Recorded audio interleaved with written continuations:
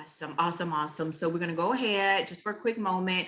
Even if you are gathered together in a driving school, it may be just a slight inconvenience, but if it's like 10 of you in a location or 5 together, have everybody individually to put their name, their driving school, and the parish that you represent into the chat pod. This is going to help Cassie and I when we are communicating back and forth with OMV to let them know who was on the call today, who gets certificates. So everybody individually, even if you were gathered together at your driving school, put your name, driving school, and parish into the chat pod for us. And we're going to give you a quick second to do that. You guys are doing that pretty rapidly. So this is amazing. Love it, love it, love it. Y'all have some amazing presenters that are going to be on this call today. Cannot wait for y'all to meet them. They have some fantastic information they're going to be sharing with y'all today. Kenyatta, there were a few. Yes. If you've already put your name before we put up the driving school, please re-enter your name with the driving school that you are representing today. That will help us with certificates. Awesome. Thank you, Cassie. Cassie is our sister coalition down in South Central. They make it happen down in the bayou. I love it. I love it. Yes. All right. Everybody is still dropping their stuff in. This looks really good, really good. Give you guys just another minute or so. Hello. Hello. Good morning. This is Kathy Harris. I'm not sure if I'm on. Yes, ma'am. You are on. Okay. We're with the driving school. This is Robert Harris, Edith Smith, and Patricia Lombard. Awesome. Miss Kathy, are you familiar with how to use the chat pod in Zoom? Not really. Not really. Okay. Down at the bottom of your screen, you're going to have some options down there like participants, polls. You may see a chat pod down there. Do you see the word chat? If you click on the word chat for me, it's going to open up like a dialog box where you can type in there. I press in chat, but nothing is coming up. Nothing is coming up? No. Okay, what I am going to do. Kathy, I can do it for you. Can someone, okay, someone is going to assist you. I'll do it for you, Kathy. Okay, she got it. All right. Yeah, teamwork. Miss Kathy says she got it. She got it. Yes. Whoever that is helping Miss Kathy, thank you so much. Everybody that's gathered with Miss Kathy or participating on the call today, on behalf of her driving school, put their name, driving school, parish individually into that chat pod for me so we can make sure everybody gets accounted for today and OMB knows y'all's participation on here. I love it. Miss Kathy say she got it. Yes. Thank you. All right. Hope you. Thank you guys. Husband too. This is awesome. This is awesome. All right, we're going to keep you guys moving along so we can get ready to jump into some of the presentations. What I'm going to do is put everybody back in mute mode just for a second. Don't think that you cannot come out of mute mode. You absolutely can if you have any questions or if you don't want to drop it down in the chat pod. It just kind of helps with some of the feedback that we may or may not have. So I am going to put everybody in mute mode just one moment.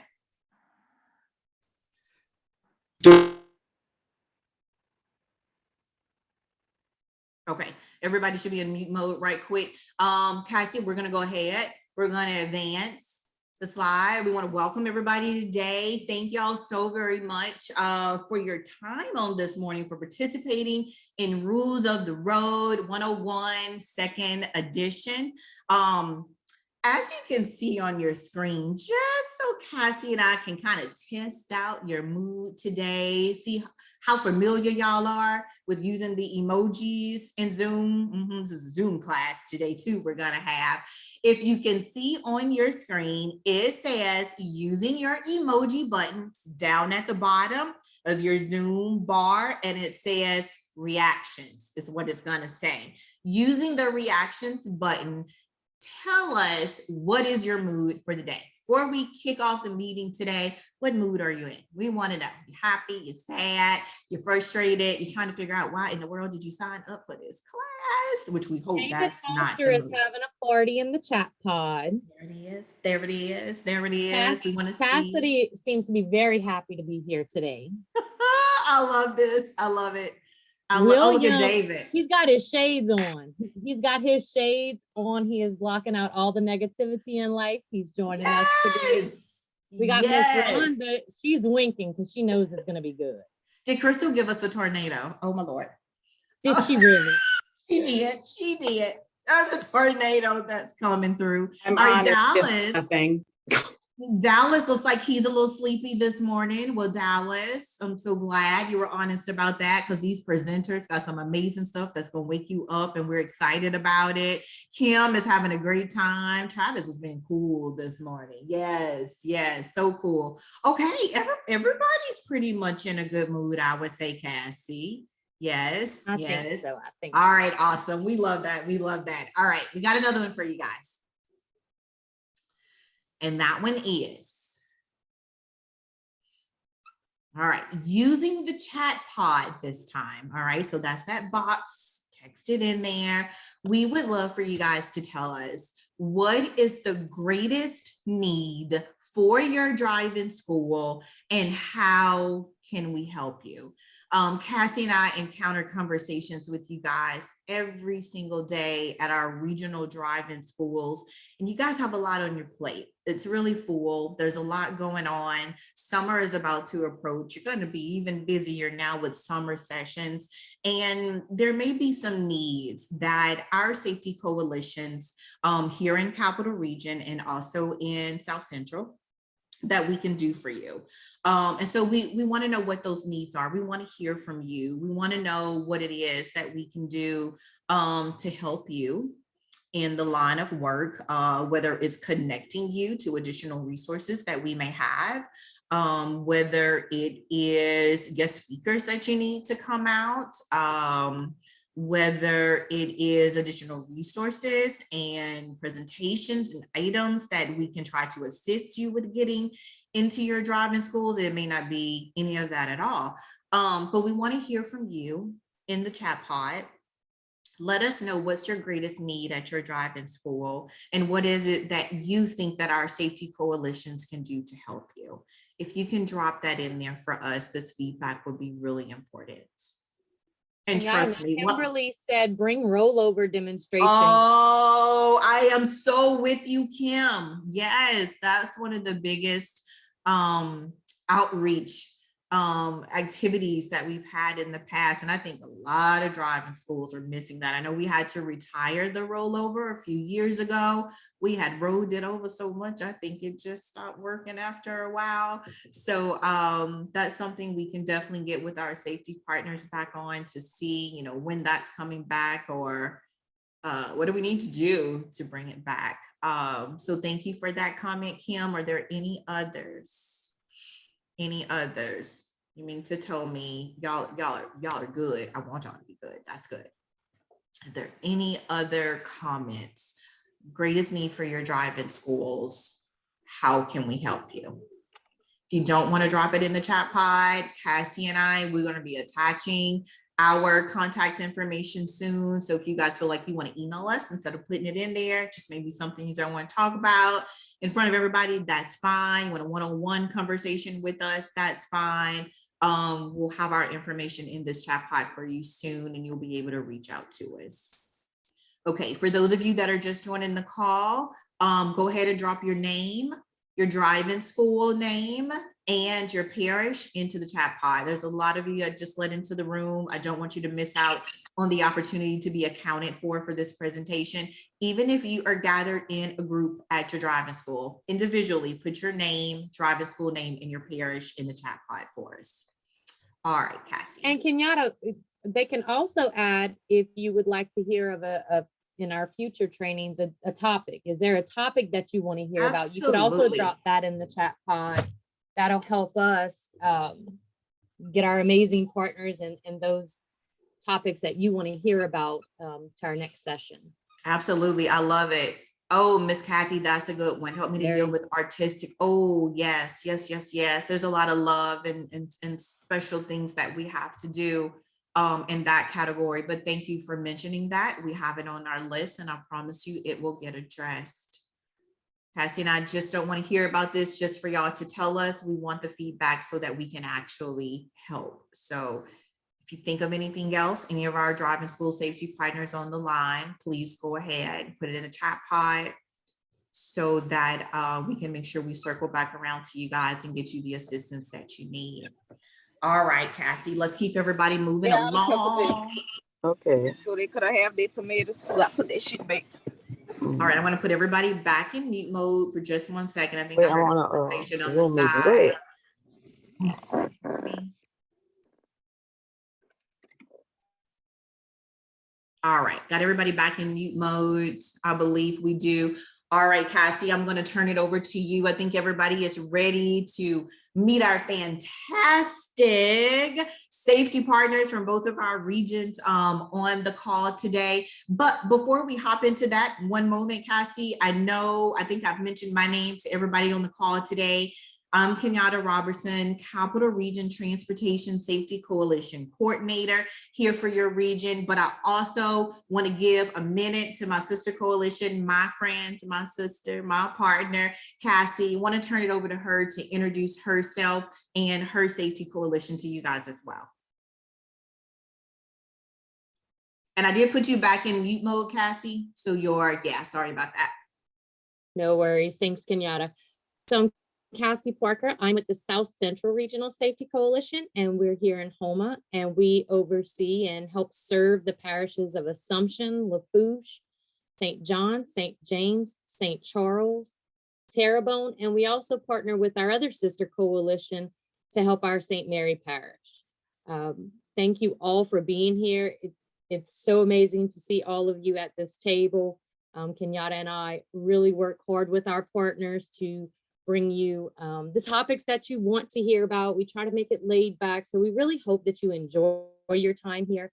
So welcome. And please, like Kenyatta said, please use our emails. If there is anything that we can help you with, how can we serve you? Partnering together is what we do. And that's how we do it best. Y'all are the experts with our teams, and we want to help provide the resources and the tools and anything else you need to reach them, because they are the drivers of today and they're the future of tomorrow. And we want to see less people die on our road. We want to see zero. So thanks again for being here. Thank you so much, Cassie. And I'm going to go ahead and turn it over to you to get us started with our first amazing presenter. Yes, Ms. Shanita Vasquez. She is with Louisiana Highway Safety Commission. She's a native of Baton Rouge, Louisiana. After graduating from high school, she enlisted in the United States Navy and served 7 years on active duty. She completed 2 tours in Iraq, one on the USS Whidbey Island LSD 41, and the second, she was the second boots on the ground with Task Force 184. Once she successfully completed her active duty military obligation, she enrolled and graduated from Southern University, A&M Baton Rouge, with a Bachelor's of Science in Business Management, and completed her Master of Business Administration and Project Management from Columbia Southern University. Ms. Vasquez volunteered to continue to serve her country in November of 2014, where she enlisted in the United States Navy Reserve, where she's currently classified as a Chief Petty Officer. In 2010, Shanita started working for Baton Rouge Police Department in the legal department as a senior legal analyst to the legal advisor. In January of 2019, she entered state government with the Louisiana Highway Safety Commission, where she currently serves as the Occupant Protection Program Coordinator and Diversity Outreach Coordinator. She is also a certified car seat technician and car fit technician and coordinator, and she is so amazing to Kenyatta and I and the rest of the coalition coordinators. She is here to help us in anything that we need, whether it's a PSA or having some tools, some research documents. Not only that, but she's here to support and give all of her amazing ideas to us. She allows us to steal them and recreate them in our own regions. So thank you, Shanita, and welcome. Wow, thank you so much for that warm welcome, Cassie. It is truly an honor. I'm honored to be here and to present with you guys and also to be in the company of our other presenters. Everyone is in a great surprise. It's gonna be a good surprise coming up. They're doing great things in their areas. So I'm gonna go ahead and get started with mine. Again, I'm from the Louisiana Highway Safety Commission, and this is diversity and inclusion doesn't happen by accident. No, by chance. Next slide. Again, I'm not going to go over the bio and bore you with all this, but I do want to highlight that I am the Occupant Protection Program Coordinator and Diversity Outreach Coordinator. And that just means that for the diversity part, I have the pleasure of bringing the transportation safety message to individuals or groups of demographics that would not normally receive it on a mainstream level. So anything that you can think of that would be considered diversity, and we're going to talk about that.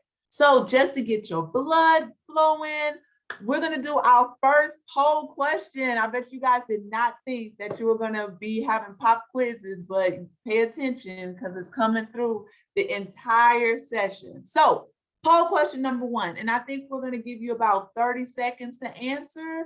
What is the Spanish word for, I'm sorry, it popped in front of mine. What is the Spanish word for distracted driver? Is it conductora distraída, perro distraída, comiendo distraído, viendo hacia adelante? So which ones do you guys think? Take a few seconds and pick what word do you think is distracted driving in Spanish?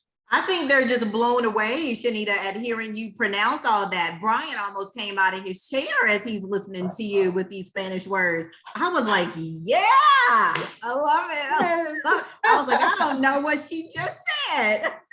I love it. I love it. I love it. All right. You got some good choices going on here. I'm not even going to try and pronounce the first, the second, or the third, but those are the top 3 choices that are coming in. All right. We're going to close it out, Shanita, in 5, 4, 3, 2, 1. The results are going to post just a Let's second. see what you guys said. And it looks like 50% is going with the first option. There is a little bit of lag, you guys, with Zoom, but it looks like the results are there. Is it okay? Okay. So 50%, and I'm 50%. So correct. It is conductora distraída. Yay to everyone. We must have some Spanish speakers on here in the midst. Before we get started, the reason why we did this poll question was because being able to drive is a privilege. Having the information to drive is a necessity. So it's a necessity to be able to enjoy that privilege. So just how 50% of the people guessed it correctly, just think about the 50% of the people that don't have access to that information. So a big part of my job is to be able to partner with various people in the community to be able to bring that access to those individuals who wouldn't normally have it. Next slide. Okay, so let's talk about what we're going to talk about today. So we're going to do an overview, which we did. We're going to do definitions because you have to know what we're talking about in order to understand where we're going. We're going to follow up with a little bit of statistics, give you guys some resources, ask any questions, and then provide my contact information. So next slide.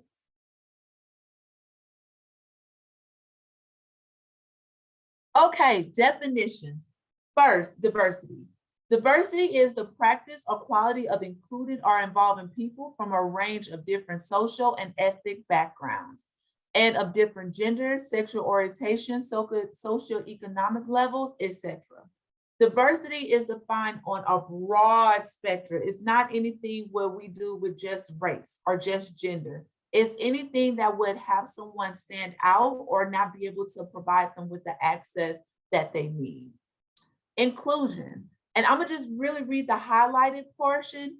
the pink portion, it's the equal access to opportunities and resources for people who might otherwise be excluded or marginalized. Now, our word accident. Accident is an unfortunate incident that happens unexpectedly and unintentionally, typically resulting in damage or injury. Here in the transportation safety world, we do not use the word accident. There is no such thing as an accident. We use the word, it's on the screen, crash. Crash is a preventable incident that involves at least one vehicle or pedestrian in something that is preventable. Majority of the crashes that happen on the roadways are due to driver error. So that's why we don't stick with that word accident. We really use the word crash because it really defines what happens in the majority of the incidents. Next slide, please. Okay, so we're gonna watch this video and then we're gonna talk about it afterwards.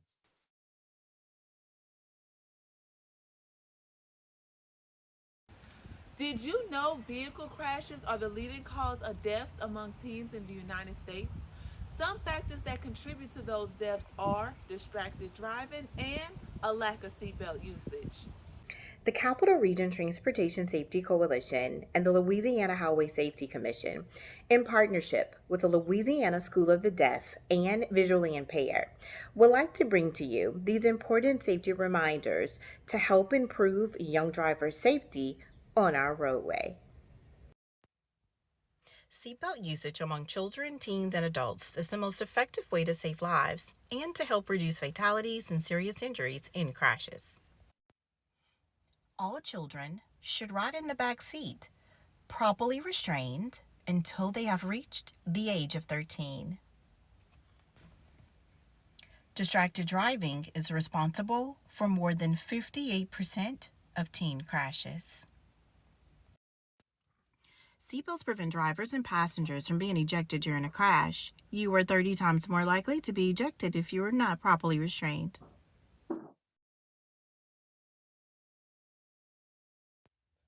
Your seatbelt should fit low, across your hips, below the stomach, over your collarbone, and away from your neck. Make sure your seatbelt crosses over your chest.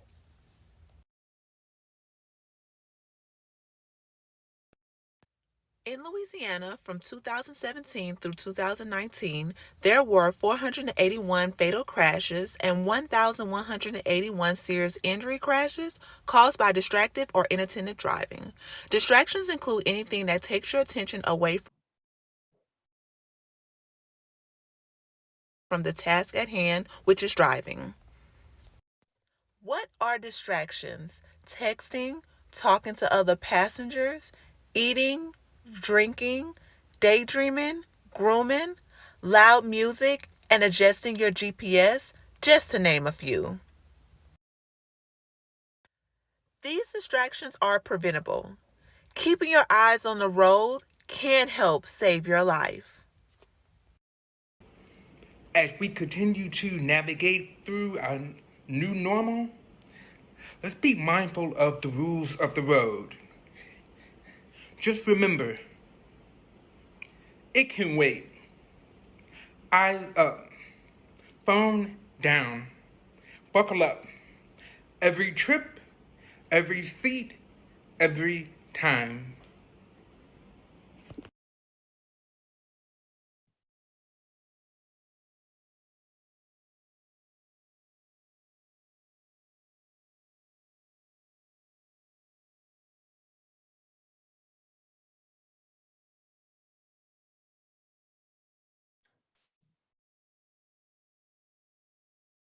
Okay, so before we get into the statistics, what we saw from that video is that there are a variety of people that can travel on the roadways.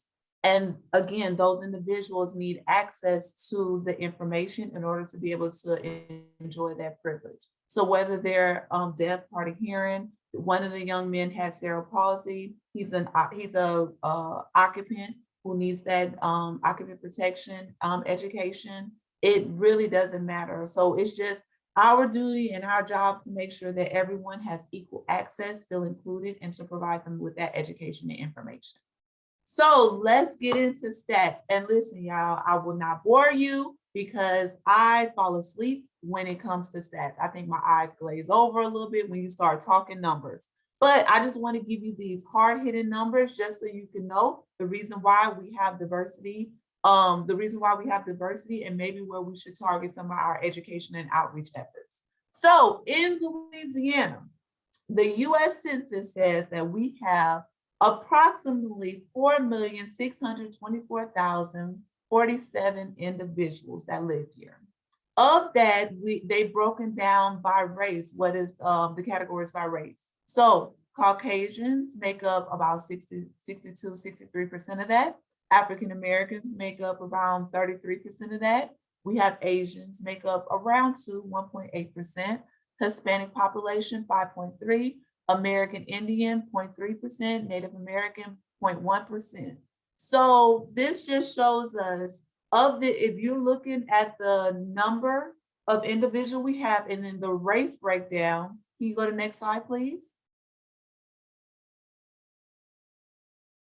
Oh, our poll question. Y'all thought we was going to the next, you thought we was going to the next slide. Pop quiz. Poll question 2. In 2019 to 2021, what percentage of African Americans were involved in vehicle crashes resulted in inattentive drivers? So I'm gonna give you guys a couple minutes. I don't think they were ready for that one right there. I don't think that they one was got us ready. all. You're gonna have to be on your toes doing these presentations. So based on the population that I just told you, what percentage do you think in Louisiana of African Americans make up inattentive drivers that resulted in crashes? Oh, wow. So give you about. The responses are jumping all around here. Let's see. Here we go. We're gonna close it out in 3, 2. Oh, they are still coming in. 1. All right, let me share these results. Okay. Wow, you guys really know your stuff. 44%, that is the correct answer. Yes, 44% of African Americans between 2019 and 2021 were involved in serious injuries and crashes. And you remember our stats from before? Now let's look at it. In Louisiana, for our statistical data, in Louisiana, 42% of motor vehicle crashes affect an African American community. So that's the entire, all crashes encompass everything. 42% affected the African American community. 1% affected the American Indian community that were involved in distracted driving and unattended. So if you look at our pie chart here, 50% of crashes were resulted in for Caucasian, 42% were our African Americans. So if you remember from our previous slide, our Caucasian community represented a lot, was 62%. And half of that is our African, half of that 62% is the African American community. But the African American community makes up 42% of the crashes. So that is definitely something that we need to take notice to, that it's a disproportionate amount of African Americans that are being involved in crashes that result in serious injuries or fatalities. Next slide, please. So resources, what can we do? What type of resources do we have? What do we want to tell you? You have state agencies such as myself, Louisiana Highway Safety Commission, DOTD, is also a state agent. You have your amazing regional coordinators who work, y'all, I want to tell y'all, night and day to be able to provide access to whatever you need in order to get education out. You have our local safety partners like yourself. We have insurance companies, plants, schools, whatever healthcare providers, whatever agencies that we can find that would like to partner with us. We also utilize them as safety partners. We have community leaders and community members. You have mothers and fathers that have unfortunately either lost someone or been involved themselves in a crash that resulted in a serious injury or fatality. They saw things. I remember at a school in Baton Rouge, there was a school where a mom used to stand outside during the school hours for that, that time you're supposed to be driving 20 miles per hour. And she had a sign that said, "Slow down, my kid walks here," and that really got a driver's attention. So I really want to express that anyone can be a resource. But if you contact either your regional coordinators or myself and let us know what you think you can do to help, or say, "Hey, I want to help in y'all mission in order to educate these marginalized individuals," then we will more than be happy to partner with you or bring you on to some of the projects that we're doing. So how is Louisiana Highway Safety Commission combating some of these numbers? We provide grant funding. Once a year, we open up our application period and if you have an educational piece or an outreach effort that you would think that we would like to support financially, go ahead during that application period, submit that. So our applications are open to anyone that will be focusing on impaired driving, bicycle and pedestrian safety, occupant protection, young drivers, railroad safety, distracted driving, motorcycle safety, child passenger safety, and even police traffic services. Unfortunately, for fiscal year 23, our grant application has closed, but stay tuned. You can visit our website, which I have placed below, and find out when our 2024 grant application will open up, so that if you have something that you think that we would like to fund on a reimbursement basis, then you're more than welcome to apply during that time. Next slide, please. So what are some things that we're doing? We are always in the community, thanks to, again, those resources that we told in the previous slide. Here is our car seat and our car fit partners, where you see, and for our car fit is for our mature drivers. Technology is changing, your body is changing, bodies are changing. So the way you used to fit in a vehicle is not the way that you're still fitting in the vehicle today. So we try to educate our mature, which is, they say it's like our 55 and older, but it's really anyone can do car fit. So we go through making sure the seatbelt is fitting properly across their chest, over the shoulders, across their chest, over their hip bones, making sure they're able to see out of their side mirrors, rear mirrors, helping them adjust that, knowing where their blinkers are, making sure the steering wheel is the correct distance away, because we don't want them to take on that full impact of the airbag. Just things like that. We come out with our technicians and host car fit events, just helping our mature drivers fit properly in their vehicle. You can also see our cute kids that are on there. We even have a little car seat technician in training. She's buckling in her baby. We wanted to show her how she is supposed to fit in her car seat as well, because when we notice that when kids buckle in something that they love, their stuffed animals, their baby dolls, their transformers, they're more likely to also want to buckle themselves in. So they know where that chest plate is supposed to go. They know to keep the buckles between their legs secure. So this is something that we do offer. We have had driving schools partner with us in the past, where they host events at their driving location and just bring people in to be able to properly secure either their children or the parents or their caregivers in their vehicles. Next slide, please. Okay, so our diversity outreach efforts.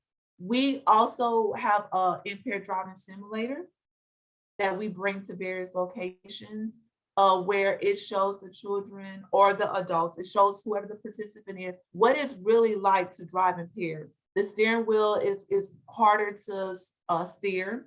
It's harder to press the brake and the gas. And then you have things coming through virtually, the obstacles like little dogs, people walk in front of you. And we also partner and use our Fatal Vision goggles, which shows what individuals what it's like to walk the line or to drive while they're impaired under a substance. So we also partner with like the Mexican consulates to be able to bring that diversity message. We did a PSA with them, and that PSA is actually being run in Mexico and other South Mexico, and then additionally other South American countries on the importance of buckling their seatbelts, so when they know when they come to this country, how we in Louisiana buckle our seatbelts and have seatbelt laws. You can see our safety partners doing presentations in school environments. We partners with fraternities and sororities. Just any of those, remember how I talked about earlier about those local safety partners? Any of those safety partners, if they have a need, we come out to them and we adapt a lesson plan, an outreach effort to fit that. Next slide, please. So I know we said we would have questions later on, but in the chat pod, or if you want to come off mute, does anybody have any questions about any diversity efforts that Louisiana Highway Safety does, or any diversity efforts that you want to share yourself?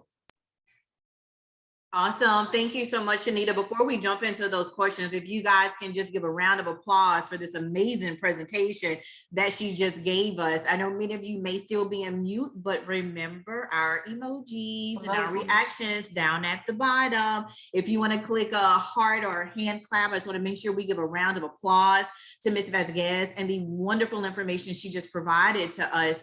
Sometimes we never think about diversity. You know, we are the way that we are, but we never think about what are those ASL community folks, you know, that are around us, and how do we reach them? How do we speak to them?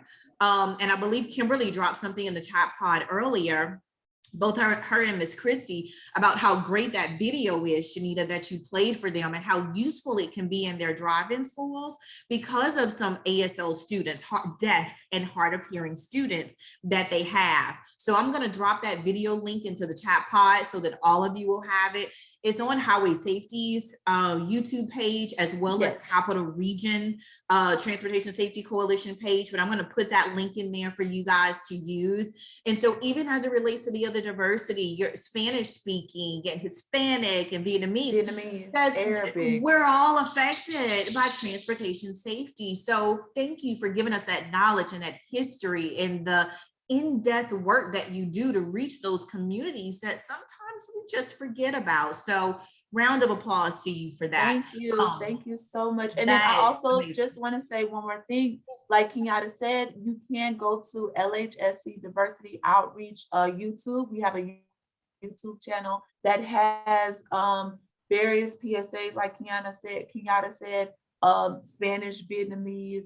We have messaging in Arabic, just whatever community, or as well as I have my contact information on here. If you know someone who speaks a different language and would like to partner with us in order to put a PSA together, an infographic or anything like that, please reach out to us. You can either use my contact information or reach out to one of your regional coordinators, and we will be more than happy to work with you and your safety partner in order to be able to provide that access to everyone. Awesome. Thank you, Shanita. And I will lead that effort in all of those PSAs in those different languages. I'm fluent in them all. You didn't share that with them? You're shaking your head. No. I'm sorry. You're right. Okay, no.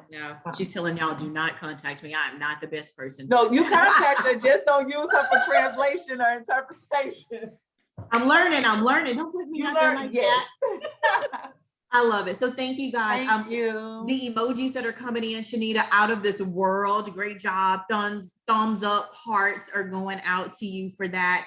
That's very great. Miss Sabrina says, thanks for the presentation.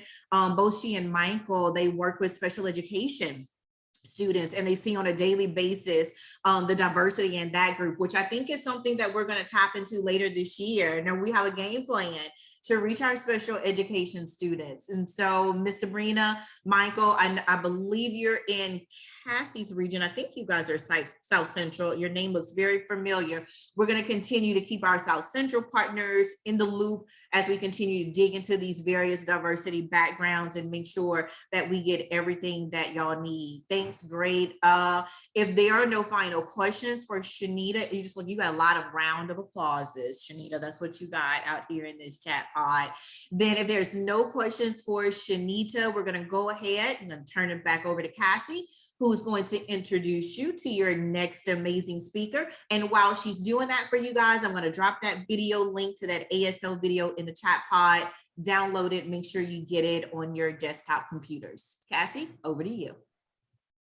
Ms. Christy Thomas joined the A&M Transportation Institute in 1987 and has served as the regional representative for the Teens in the Driver's Seat and Youth in the Driver's Seat programs since 2011, where she works with stakeholders, sponsors, students to assist with project deployment.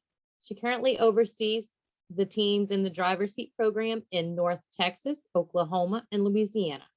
Christy is a certified peer program educator and holds a Bachelor's of Science degree in Rehabilitation Science from the University of Texas Health Science Center at Dallas.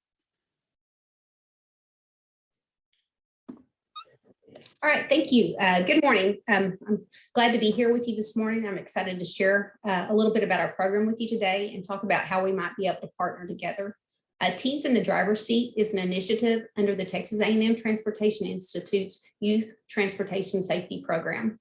Our program seeks to save lives and prevent injury among youth through education, empowerment, and peer-led outreach.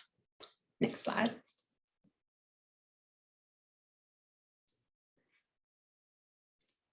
So why are we here?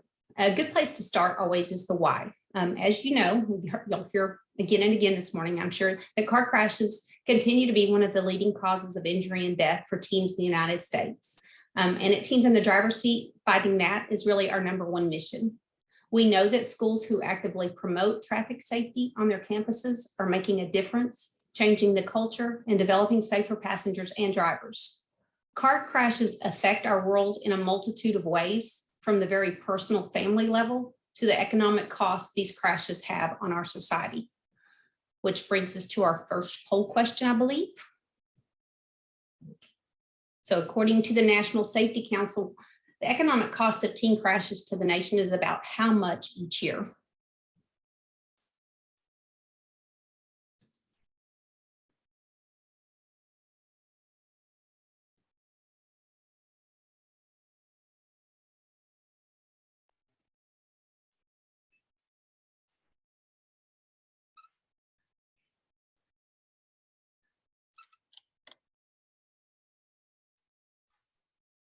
Sorry about that, you guys. Had a small glitch over here.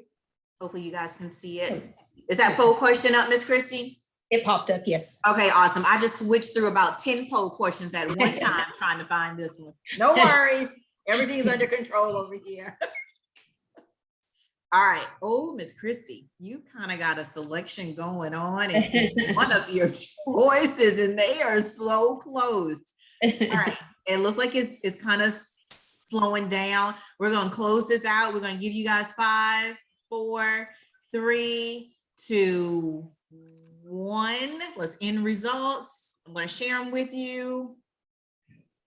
There you go, Miss Christie. We're kind of split Ooh. the board, aren't we? Yeah, you have a tie at 27 billion and 50 billion. Which one is correct, Miss Christie? I know which one's correct. Well, let's go to the next slide and we'll talk about that. So the total number of teens that die in car crashes every year is about the same as a school bus full of teens crashing every week. I want you to think about that. A school bus full of teens crashing every week all year long. That would be a national crisis if it happened that way, right? But that's not how it happens. It's a single car crash here, a handful of teens there, scattered across the country. So this very real crisis doesn't get the attention that it deserves. According to the National Safety Council, per miles driven, the fatal crash rate for 16 to 19-year-olds is more than 4 times higher than the rate for 35 to 54-year-olds. And nearly 60% of those who die in crashes involving teen drivers are people other than teen drivers. So now to answer the first poll question. According to the National Safety Council, the economic cost of teen crashes to the nation is about $27 billion annually. That's a huge impact on our society just economically, and that doesn't even begin to to touch the impact on families down from large to small. Like I said, it has a ripple effect across our country. So now let's go to our next poll question. So what is the #1 contributing factor to teen crashes?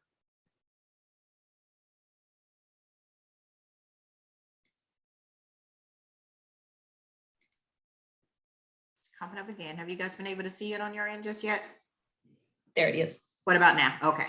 Oh, yeah, it just popped up.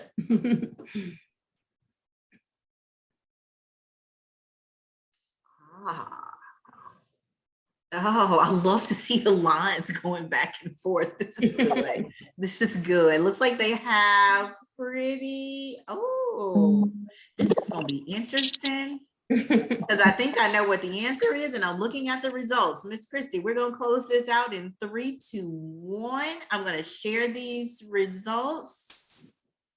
So 56% think it's distractions, 15% thinks it's speed, 28% thinks it's inexperience. You tell us what it is. Well, let's switch to the next slide and we'll see. So driver inexperience is the #1 contributor for teen crashes. So why is this such a big problem? Young drivers in particular have a higher risk of crashing simply due to their inexperience, which is why things like good sound driver's education and graduated driver's licensing laws are so important. They need those hours with a parent or an adult driver so that they can have the opportunity to experience different situations behind the wheel before they're on their own. I often tell kids, I know the last thing they want to do is get in the car with their parent, but I tell them, surprise, the last thing your parent probably wants to do is get in the car with you. So, but it's so important for you to get that practice, for them to get that practice with an adult so that they can use them as a sounding board on how to react in different situations. So when they come across those situations, when they're behind the wheel by themselves, they really know how to respond. Our program also focuses on the main risk factors that have been identified through research for teen drivers. This also includes distractions, nighttime and drowsy driving, speeding, low seatbelt use, and then impaired driving. Next slide. So what is our program? Teens in the Driver's Seat, or TDS for short, is a peer-to-peer youth traffic safety outreach program that is available free of charge to high schools in Louisiana. TDS seeks to provide students the opportunity to utilize positive peer influences related to the main traffic safety risks. And we found that schools who successfully utilize the program year over year show improvements in seatbelt use and reduction in cell phone use. Teens work together to create a culture on their campuses that focuses on traffic safety every day, not just a few times a year for special events. The program is designed to be plug and play and easy for student teams to deploy. Next slide. So why a peer-to-peer program instead of a traditional education program? We believe that involving teens, making them a part of the solution is really critical. Teens will relate the most to other teens who have similar experiences or who are in the same stage of life as them. Furthermore, when it's peer-to-peer learning approach, it removes the power dynamic from the question. In other words, it's not parents or teachers telling the teens what to do or not to do. It's teens speaking to one another from an equal footing, which leads to the next benefit. It's well known that peer pressure is a powerful force. A peer-to-peer program uses that force to promote positive behavioral and cultural changes, specifically related to traffic safety in this context. Next slide. Since its creation in 2002, the Teens in the Driver's Seat program has been deployed in over 1,800 schools across 38 states. We've been able to reach over 1.5 million students, and our program has benefited from over 5,000 volunteer hours from students and teachers. The map here reflects states where we are currently active, the darker green states. When a school actively and consistently participates in the program, we have seen cell phone use while driving drop by 30% and seatbelt use increase by 14%. We've also seen student awareness of the top driving risks triple by the third year. And we all know that that awareness is going to be the first step towards behavior change.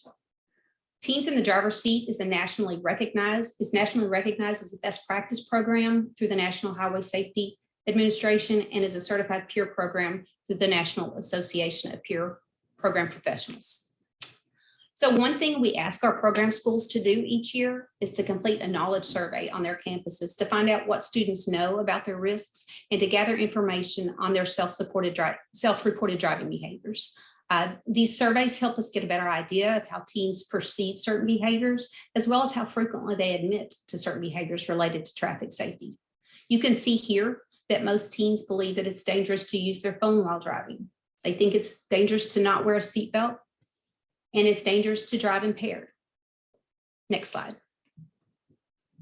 Yet we know there's a gap in what they know and what they do, right? Our program seeks to eliminate that gap.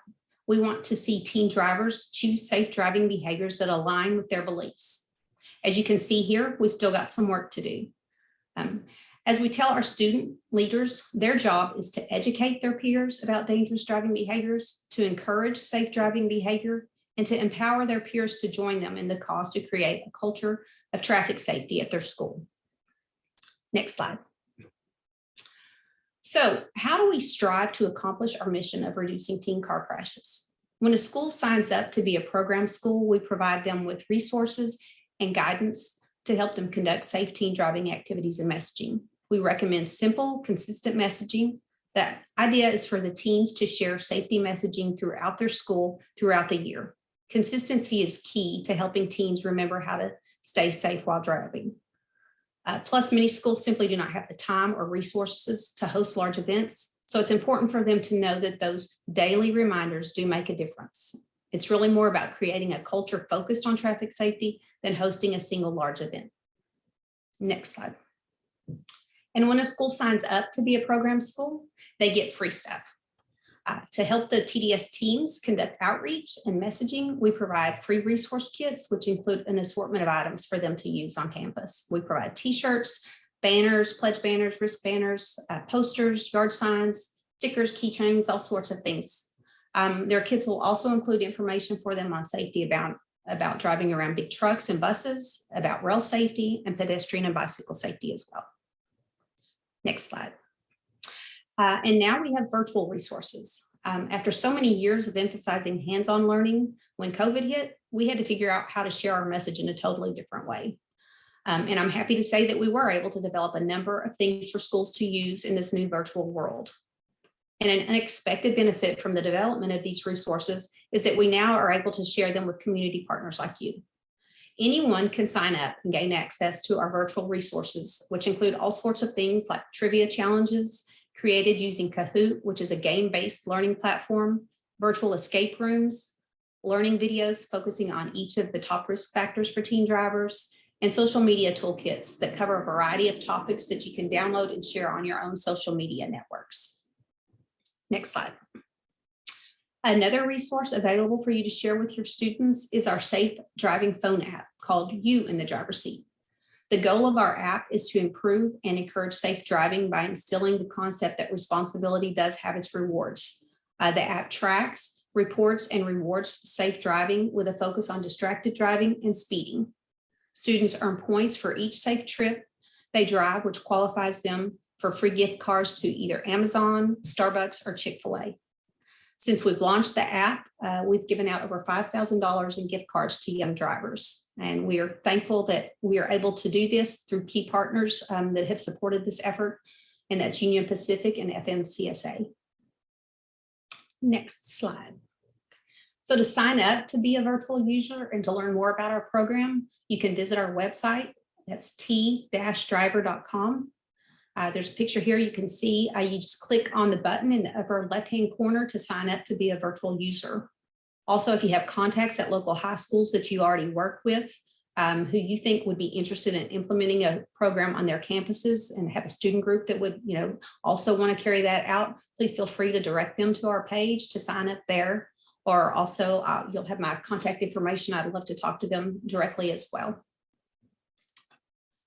Next slide. Okay. And now in closing, I just really want to hear from you. As I mentioned, developing virtual users was an unexpected benefit from COVID for us. And since we have been making these available to community partners, we've been getting more interest from groups who want to partner with us, groups who share the same mission of reducing teen car crashes and injuries. So we're beginning to talk about ways we can support our community partners and looking for funding opportunities to be able to provide resources beyond our virtual materials. So I thought this would be a great group and a great time to get your input. So for you, what would a community partner kit for driving schools look like? What physical resource items would be beneficial to you at your school? Feel free to share those in the chat or send them to me later via email. Would an ideal resource kit include things like banners that you could post around your driving school, pledge banners? Could you use downloadable materials to share with students and parents? What about small giveaway items like keychains, pins, stickers, those types of things? All ideas are good ideas at this point. I can't make any promises on what the eventual kit might eventually look like, but I'm really interested in hearing from you about what would be useful to you, because the last thing we want to do is create a kit that's full of stuff that you don't need or isn't useful to you. So your input is very important to us. So I hope you'll all take the opportunity to share here, or like I said, contact me later. I'd be happy to talk to you about that. It's hard for me to watch the watch the chat. So I hope everybody's dropping some things in. I see some things dropping in here. So if you want to go to the next slide, that's got my contact information.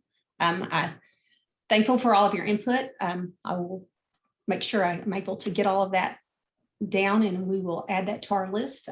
We'll continue to think about this and share any other ideas that you might have with me. I'd love to hear from you. My contact information is here. I want to thank you for inviting me today and taking the time to listen. I'm really excited about the prospect of working together and expanding Teens in the Driver's Seat's reach in the state of Louisiana.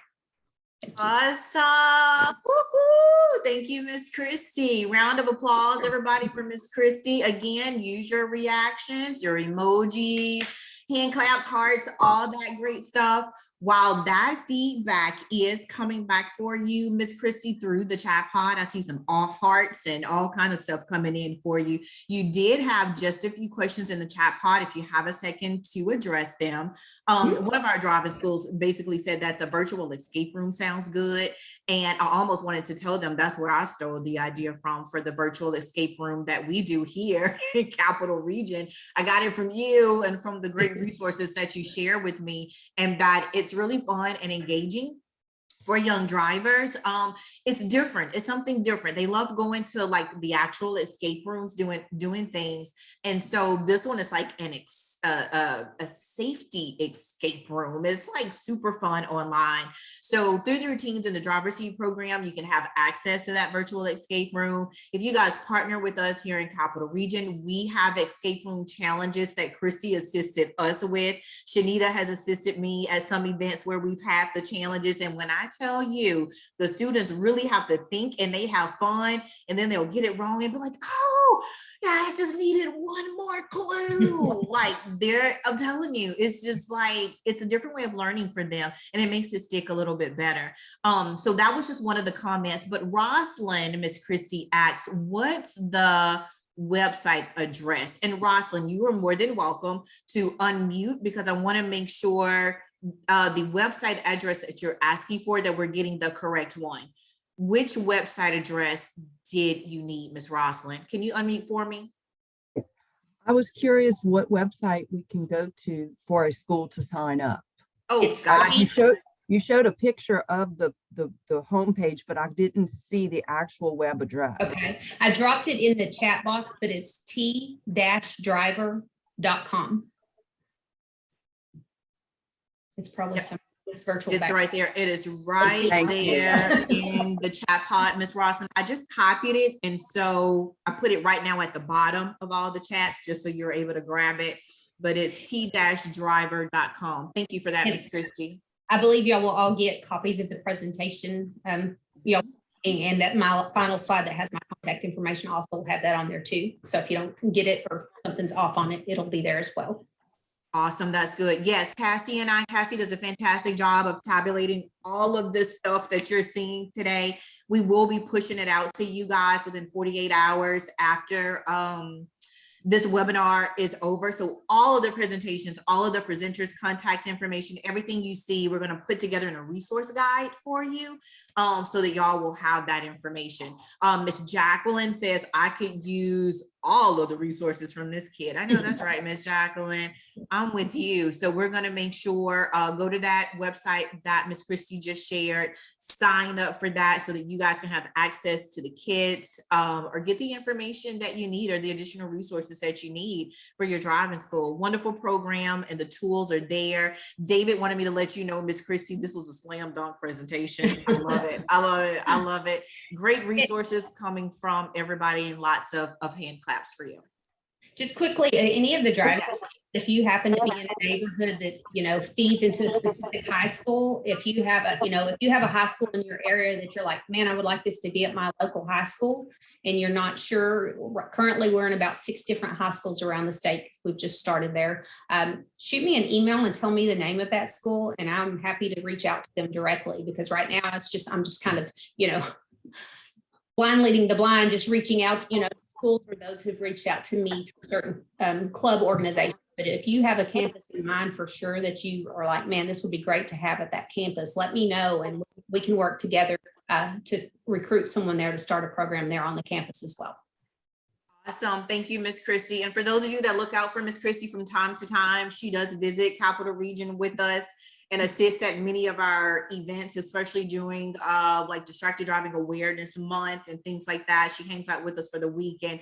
There's so many great things that she brings with us to help teach and educate our young drivers about the rules of the road. So really great program, and we are so thankful for that partnership that we have with teens in the driver's seat. So if you have any more additional questions for Miss Christie, drop them down in the chat pod. We'll circle back around to those questions in a little bit, but I want to turn it back over to Cassie at this time, who's going to introduce our next speaker. Nicholls State in the house. So we'll be able to hear from Chief Barnes and our South Central Regional Safety Coalition partners. Cassie. Hey, Kenyatta, before I introduce our phenomenal partner here in South Central Region, Chief Alexander Barnes, I did want to just highlight kind of what he's going to talk about being the Arrive Alive tour that we did in our South Central Region, thanks to our sponsor, State Farm. Hey, Cassie, I'm sorry. Yes. I don't mean to interrupt you. I'm about to put everyone in listen only mode and mute mode just for a second. There's a little bit of feedback and I can't track down exactly where it's coming from. So I'm gonna put everybody in mute mode. I just want to let you know, unmute yourself in 1 second, Cassie, and then we can get going. Yes, ma'am. Sorry about that.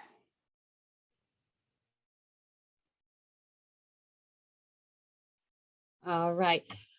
Just to share what we did here in the South Central Region, as many of you know, because, well, all of you know, because we've all been through it the last 2 years with COVID, and here in Louisiana also with hurricanes, a lot of things just different world for us.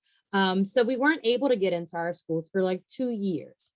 So we worked with State Farm as well as our local and state law enforcement throughout the South Central Region to bring the Unite group, who has the Arrive Alive tour. So the Arrive Alive tour, which Chief Barnes will go into all of the details of how we interacted with the students, but just a really quick overview. It's a simulator that they bring out. It's a real vehicle that the students are able to get into with the virtual reality headset. They get to select if they want to drive impaired on alcohol, impaired on marijuana, or try to text and drive. So this is one of the #1 simulators in the United States. It is the only marijuana simulator that I know of and that I've been able to find. But that's kind of how it all started. So in February and March, we hit up at least one high school in each of our parishes. We also were able to hit up both of our colleges here in the South Central Region. So that's just a highlight. And in that resource guide, I will give you the Unite Arrive Alive contact information if you'd like to schedule your own tour. But until then, I will just get, oh, I'm sorry, I have to, I was trying to get Chief's his bio ready for you. So Chief was named Chief of University Police at Nichols State University in August 2020. He's a New Orleans native and is 18-year law enforcement veteran. When he got his start on campus as a student officer at Nichols State. His career also includes 5 years at the St. Mary Parish Sheriff's Office, where he attained the rank of lieutenant. He returned to Nichols State in 2018 and served as lieutenant and assistant director for police operations. He's also a member of the Nichols Hall of Fame and a former Student Government Association president, Nichols NAACP president, and Mr. Nichols 2008. I'm not surprised at all. He and his department were recently commended by the Louisiana Senate for being dedicated public servants due to their major role in recovery efforts after Hurricane Ida. And I must add something else. I don't know about every campus, but I know Nichols campus and all of the members of Nichols police are phenomenal with their students. They have a relationship with their students. It is unbelievable to feel the vibe that when you're walking around campus with these ladies and gentlemen, students are coming up, they want to hear. So the Arrive Alive tour is just one of the ways that they educate their students. And Chief, please go into that, as well as all the amazing things that your department has come up with to help our students and our teens and young adults. Will do. Thank you. As Cassie said, I'm Chief Alex Barnes, Nichols State University Police Department. And here in the South Central region, we brought the Arrive Alive tour throughout our region to several schools and all. We had it here on our campus here at Nichols State University. She gave you a little background as to what the program is. And here on the slide, I have a few photos from the program when we had it here at Nichols State University. It was a long day. We had from 9 a.m. to 3 p.m. We had a constant line. The students enjoyed it. We had officers out there writing them tickets for the infractions that they performed while driving in the simulator and all. It was very eye-opening experience for the students. We got a lot of great feedback. They asked questions. It was a really great event where they were even able to take photos of them in the vehicles and such, and download them from online and share them with each other.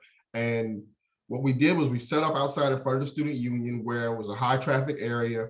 And as students were going to class, they were seeing what was going on. They'd stop and ask questions, or we'd flag them down and try to bring them over. And so we just hit all the foot traffic as they were going and coming from class that day. And it really turned out well.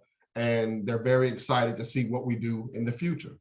So with that, we'll go to the next slide. So one of the other programs that we did on campus was Colonels Against Impaired Driving. This program was created out of need. We had about 5 students in a month's time. We had 5 students in a month's time affected by impaired driving. They were killed. These students weren't driving impaired. In each case, it was the other driver of the other vehicle who crashed into our students and took their lives. So our students were being victimized by impaired drivers. So we partnered with one of our fraternities on campus, Kappa Sigma fraternity, and that organization president did a presentation on statistics for impaired driving. We partnered with Louisiana State Police. They came in and gave the law enforcement perspective on impaired driving and what we're looking for in this field, standardized field sobriety test, and that sort of thing.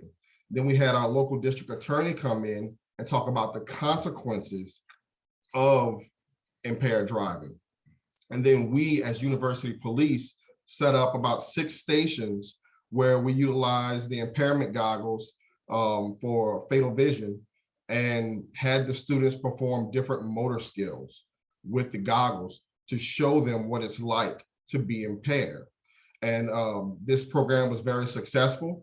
We had them perform the skills without the goggles and then with the goggles. And then we had them compare their performance. And so we took what was a successful program with us and partnered with Kappa Sigma Fraternity, Louisiana State Police, and Lafourche Parish District Attorney's Office, and incorporated it with Arrive Alive as we approached other schools, as we went into the high schools.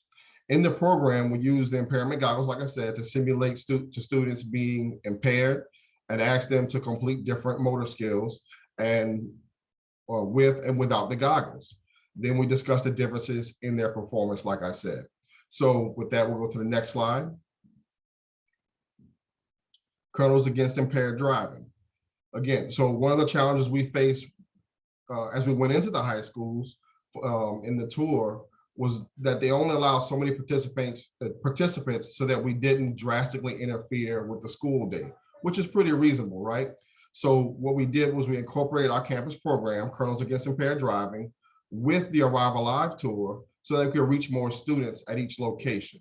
So the Arrive Alive tour focused on our senior students at the different high schools, whereas our program, Colonels Against Impaired Driving, focused on the juniors. So that way we reached the juniors and the senior classes. So we partnered with Louisiana State Police and the local agencies for each high school in order to facilitate those events. All right, so poll question number 1. Incorporating Colonels Against Impaired Driving with the Arrive Alive tour allowed us to do what? A, drastically interfere with the school day. B, reach more students at each location. Or C, play cornhole while on duty. I love that. Know which one I would want to choose. Oh, this one without a doubt. Oh, look at that. And Chief, that cornhole game, that definitely came in handy. That is one of the best tools I've seen used to educate students on impaired driving. Oh, yes. Always makes it fun. All right, Chief, we're going to close this out. Looks like you got some good results here in 3, 2, 1. I'm going to share those results with you. And Good you job. have 94% that says reach more students at each location, even though I would have picked cornhole probably. Absolutely. We definitely reach more students at each location. So what you see here on the screen is Berwick High School. We partnered with Berwick High School in Louisiana, the Berwick Police Department at Berwick High School, along with Louisiana State Police. And what you see here is we had the Arrive Alive tour. We had one of our motor skills was Stack Cup. Another was the pin drop. They had to approach from a distance, walk up and drop a pin into the top of the hole of the cone. We did standardized field sobriety with them, with State Police and the Berwick Police Department. These students really enjoyed it. They asked a lot of questions and they all walked away from it wanting to know more. And it also gave them a chance to see what we do here at Nicholls State University. It was a recruiting tool for us. Several of the students indicated to us that they are interested in coming to Nicholls State University. So next slide. Edward Douglass White High School, which is about 2 blocks over from Nicholls here in Lafourche Parish. It's a private school. We partnered with Assumption Parish Sheriff's Office, who actually loaned us their bikes, which you see here in the photos. The students were able to put on the impairment goggles and ride those bikes through a course that was set up with cones to see what it was like to operate a vehicle while impaired. We did cornhole with them. And you can see the Thibodeau Police Department, Louisiana State Police, and like I said, the Assumption Parish Sheriff's Office allowed us to use some of their equipment. So we really partnered with our coalition partners on this one to facilitate these events. So everybody came together through whatever resources they had available, and by utilizing the different agencies to give the manpower to put on the events. So we have Central Lafourche High School here. One of the different things we did at Central Lafourche was we incorporated basketball as motor skills. So this is something that we took from campus.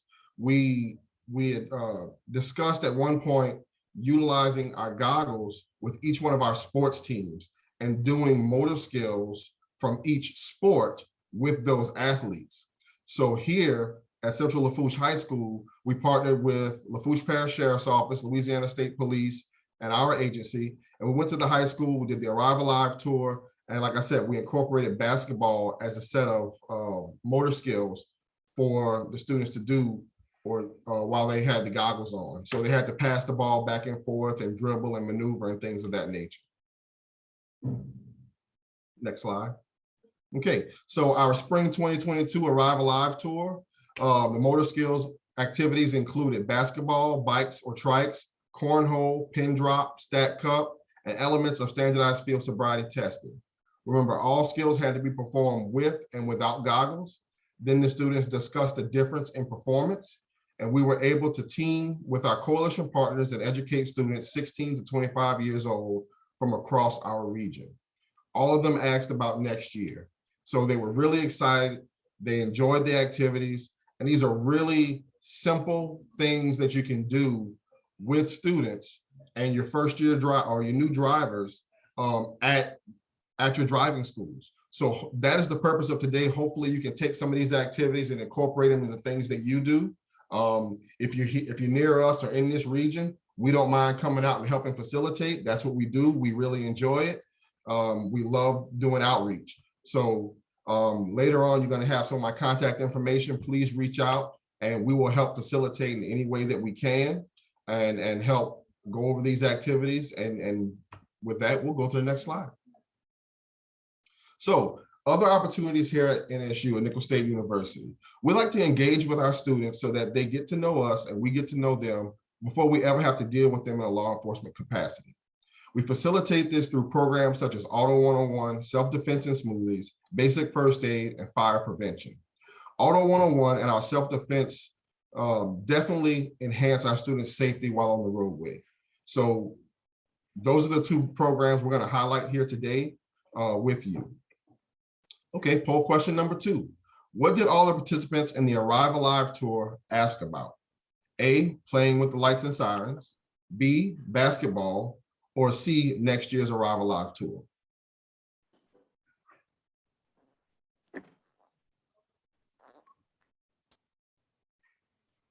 All of the above, Chief, all of the above. I would take all of them. All right, looks like they've locked in there. And You know, people always ask about the lights and sirens, especially kids.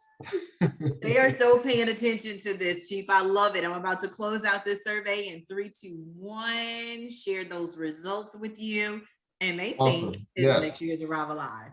All the participants definitely asked about next year's Arrive Alive tour, showing how interested they were in it and how excited they are to do it next year, especially our juniors who didn't get to do Arrive Alive, but only did the Colonels Against Impaired Driving. You know, well, what's that over there? Oh, I want to learn more. So it builds them up to the Arrive Alive tour the following year. Next slide. So our Auto 101 class, it's an additional way for us to affect the safety of our students while on the roadways.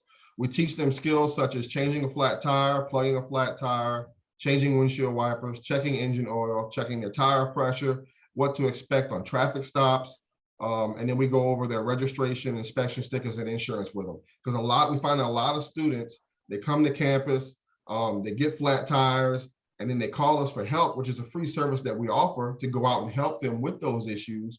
But why not go further and have classes where we teach them that without them being stuck out prior to learning the skill, right?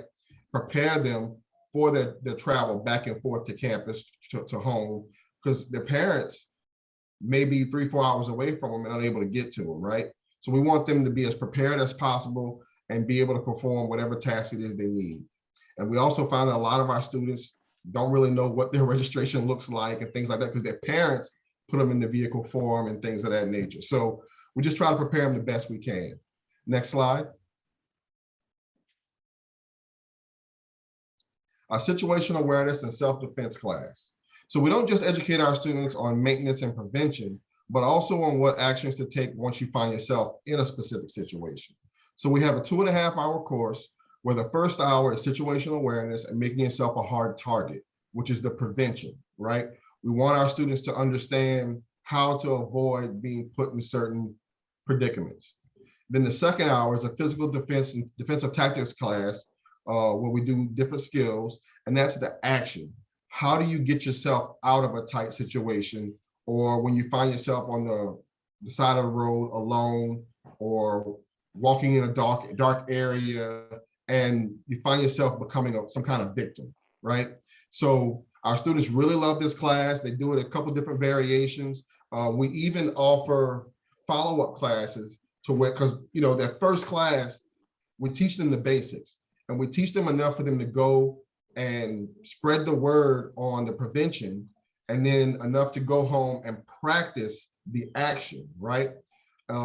So we do follow-up classes where if they've already done the first class, then the second class goes straight back into the action and goes to sharpening those skills, right? So we do several of these classes a semester. Our students love it. We have some of the same groups coming back over and over again. We have groups that request it again and they bring more people to it. They'll order pizza for afterwards. They'll do smoothies afterwards and things of that nature.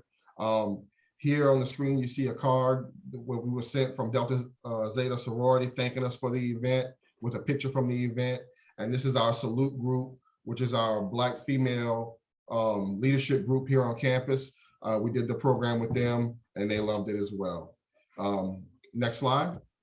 So we've shared all these activities with you today in order to provide you with examples of programming that can be done with your students and new drivers. Thank you for your time today. And like I said, if you are interested in any of these programs or activities or any variations of them, please reach out to us. We don't mind helping facilitate.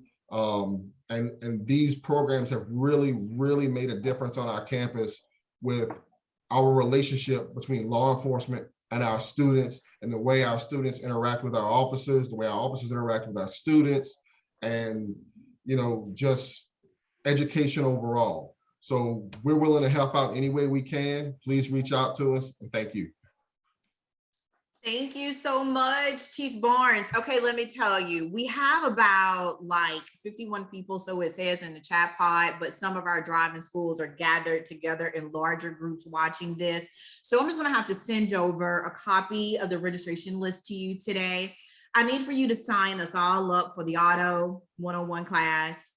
I need you to make sure that the pizza and the smoothies are there when we arrive. That will keep us fresh and engaged in the materials that you're going to be sharing with us, because this sounds absolutely phenomenal. This is what it's supposed to be like, having that law enforcement field, especially on a university campus. It lets the parents know there's somebody out there looking out for my child that's away from home, teaching them additional skills that are life-saving for them. And that is so important. Shout out to Nicholls State University. It's not my Southern Jaguars, but it's okay, Chief. It's okay. All right.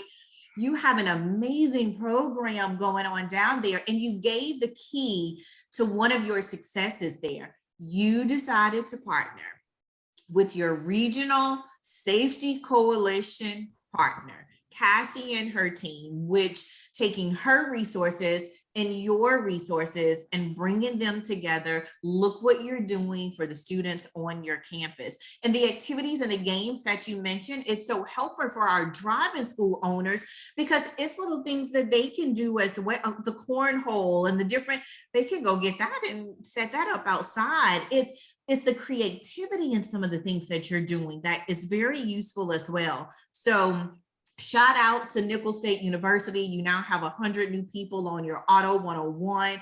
I mean, we're just going to take this to the next level. I would love for you guys to give Chief Barnes a round of applause. Remember your emojis, your reactions for the amazing presentation he just gave. If you have any questions in the chat pod for him, one came in a little bit earlier, Chief Barnes, and I shared a web address with Beth. She was asking for some good sites to order the impairment goggles. If there's a website maybe that you guys use, your goggles. So we actually use the goggles. So we have a set of 3 that we've had for years here that we got through a grant. But our coalition has a pair of 6 goggles that we also utilize when we do these functions. So the grant opportunities through Louisiana Highway Safety Commission and the coalition and all is an excellent way to source and fund all the materials you need for programming. Just want to throw that out there. But for those in our area and in the South Central region, again, we can come to you, we can help out. We have 3 goggles. Our coalition has 6, so that's 9 total that we can come up and set up different stations with. The local sheriff's departments may have some goggles, Louisiana State Police. So again, remember, it's not necessarily, doesn't have to be an expense for you. Reach out, partner with those local agencies because they have a lot of things that they can probably offer you at no cost to you, just because we all have the same goal, right? So like I said, in one of our locations, it was Edie White High School. We had Assumption Parish Sheriff's Office come in with their bikes and let us use their bikes. You know, when we did our law enforcement expo here on campus, we had them come in with the bikes as well and set them up in the quad while we had the DWI van in front of the student union, and we had a bunch of other law enforcement agencies all set up inside the student union providing different information and things. So reach out, partner, and there's so many different ways to facilitate and get the equipment and all that you need. Thank you so much, Chief. This is awesome. You should see the round of applause you're getting in here, the bullseye presentation. Great job. Thank you for saving lives. And that's what this is all about, connecting yourselves with your regional safety coalitions and the resources and tools that they have that we all combine together, and it makes an event a great success. There's no little eyes in this type of stuff. We all have the same mission and the same goal. And when you work together, you can achieve that so much better and so much faster. So, Chief, we know that you have an event, as a matter of fact, that you have to get to right now too. You know, us in the safety coalition world, we are packed with events every day. Is what we do. It's not just, you know, our meetings and our messages, but it's about being out there in those communities. It's about being on those campuses. It's about being at those schools, talking to people and interacting with them in a different way that changes their behavior mentally, that sets the tone for what we do. So much luck to your event that you have today. Thank you so much for your time. We appreciate you so very much for all that you do over at Nichols. I think I'll be sending my daughter your way for Nichols. Yeah, she has no choice now. Okay, got it. Thank you so very much for that. Ms. Kathy wants to know, can we get an email address and a phone number? Ms. Kathy, I think we've already switched over to the next presentation, but do not forget, Cassie and I are going to be sending out the resource package to you guys after the presentation. So you will be able to contact Chief Lawrence and have all his information and the great things that they do there.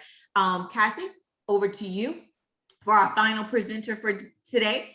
And let's hear who she is. Thank you, Chief. Thanks, Chief. Have a good day. Ms. Crystal Pichon is a lifelong resident of Louisiana. She was born in Slidell. She is a graduate of Southeastern Louisiana University, and she received her bachelor's degree. I cannot pronounce that word. Crystal, help me out here. She's leaving me hanging, huh? She Wait, said I couldn't find the unmute. I'm sorry. Kinesiology. Say it again. Kinesiology. Kinesiology and health education. You and Christy, both with these, I'm going to have to go Google these degrees. And promotion, holds a master's of a nonprofit administration from LSU Shreveport and serves as the CEO of the Safety Place. Her organization is a child safety nonprofit organization dedicated to serving the community through safety education. The goal of the organization is to save and improve the lives of kids ages 0 to 18 by empowering youth and caregivers through awareness of injury, risk, and prevention. Ms. Pichon has been involved in nonprofit leadership, safety, and injury prevention for 15.5 years. And her inspiration comes from the children she sees and hears each day. In addition to leading her own nonprofit, she serves on the other nonprofit boards and enjoys partnering with nonprofits that also love and serve the community in a bigger and better way. When Crystal is not officially working, she can be found biking, roller skating, enjoying the beach, talking about the beach, and planning to go to the beach. She is forever HGTVing around the house and food networking on Sundays. It's my turn now. Yes. I didn't know if I lost, everything got quiet on my end, so I thought I lost all of you. I'm here. Welcome, Thank you so Crystal. much. Thank you so much. Good morning, everybody. My name is Crystal, like Cassie said. The Safety Place is based in Baton Rouge, Louisiana, and we serve a 8-parish region area. So whatever the parishes that Louisiana State Police Troop A serves, those are the same parishes that we cover with our programming at our agency. Our agency offers a lot of different injury prevention tactics. For the sake of today, we will have a heavy focus on traffic safety, but there are other injury prevention programs that are available at our agency should you find yourself in need of those. So, is it moving on your side? There we go. All right. I guess it was just getting warmed up. Okay, so our mission, our vision, and our purpose of our agency is listed on the screen there for you to prevent those unintentional injuries. So although there are injuries that can take place, our agency, our programming, and our mission only focuses on those unintentional injuries that can be prevented. We're always looking for ways to improve the quality and quantity of youth life. And then in dealing with youth, we're also dealing with adults as well. Young adults, we go past the high school age and into the college realm. And we are looking to not only educate, but empower caregivers and young people to take charge of their safety, and just a list of what our core values as an organization are as well. Did you know that unintentional injuries are the leading cause of death for individuals ages 1 to 44? So there are a lot of things on this chart, unfortunately, that are causing death in our community. You know, you have cancer, you have heart disease, all kinds of other ailments that could injure or hurt someone, but unintentional injuries are highlighted in blue at the #1 ranking. And if you look from ages 1 to the age of 44, those unintentional injuries, unfortunately, are going to reign supreme. And if we take it a step further and we look at the chart and break down those unintentional injuries to find out what it is that is injuring and killing individuals in our community, it's going to be, for those individuals under the age of 1, unintentional suffocation. So your SIDS, your safe sleep, that has to do with co-sleeping and unsafe sleeping practices. Ages 1 to 44, unintentional drowning. So those kids may find themselves in bathtubs or bodies of water. And then we get to ages 5 to 9, and that's where motor vehicle crashes start to come in. Recently, suicide has popped in and reigned supreme for our 10 to 14-year-olds. That has happened in the last, this was updated within the last year. So that just popped up there. 10 to 14 was also motor vehicle crashes, but that has moved down to #2. And then you have your ages who are going to be in your driving school classes, your ages 15 to 24, where it's still unintentional motor vehicle crashes. And then beyond that, we have some poisonings and some falls. So any blue box that you see, a lighter blue box, is going to be your motor vehicle crashes. Motor vehicle crashes used to be listed in the 1 to 4 range and go all the way to 24. But programs like the ones that you have heard about today have helped to kind of scatter those motor vehicle crashes and change. It didn't completely remove the risk, it didn't remove the severity, but it dropped them down in those ages of 1 to 4 and 10 to 14 from #1 to #2. So it is still a problem, but I don't always like to focus on the negative. I would like to say that we are doing some work. It may not be moving as fast as we would like to see it, but I feel like the injury prevention programs and the works that we're doing in the community are helping to move those numbers in the right direction. So I think now is going to be the time for one of the poll questions. So I'm going to let Kenyatta drop that on the screen. What is the leading cause of death for individuals ages 1 to 44? Is it heart disease, unintentional injuries, cancer, or diabetes. Oh, Crystal, they said you're not gonna fool them on this one. No, now remember, it's not I the most just love it. expensive, it's the most occurring. So sometimes we get some confusion about that question because Yes, of how much one of these may cost, which that's makes it right. the bigger problem. But we're talking about rankings, not ranked on cost. That's right. And now that you've added in that little tidbit, I see a second choice coming. Oh, now a third choice. Crystal, you should just let them alone. They were I like to mix it up and cause a little confusion every now and then. You just confuse them. Oh my God, this is so very great. All right, we're going to 5, 4, 3, 2, 1, just in case anybody wanted to change their answers. We're coming in with 94% unintentional injuries, 3% with heart disease, and 3% with cancer. What's the correct answer? Unintentional injuries is going to be the leading cause of death. It is very expensive, as we've learned in some of the previous presentations. I mean, I don't take billions of dollars very lightly at all. Okay, I feel like that is a lot of money.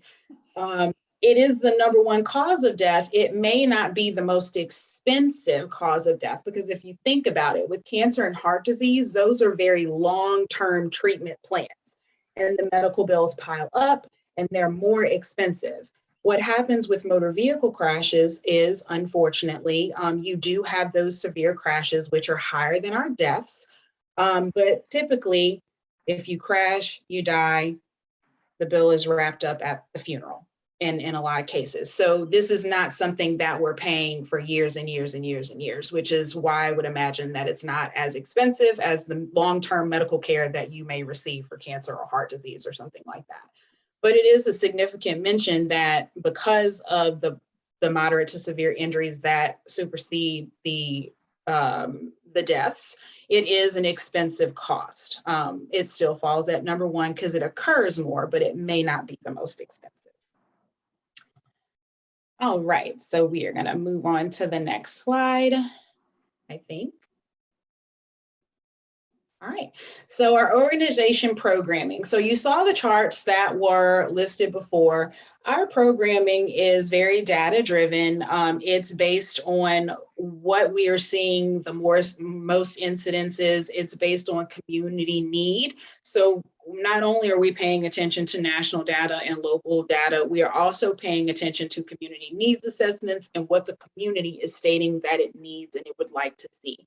So at our agency, you will see programming on bike safety, car seat safety, safe driving, SIDS prevention, safe sleep.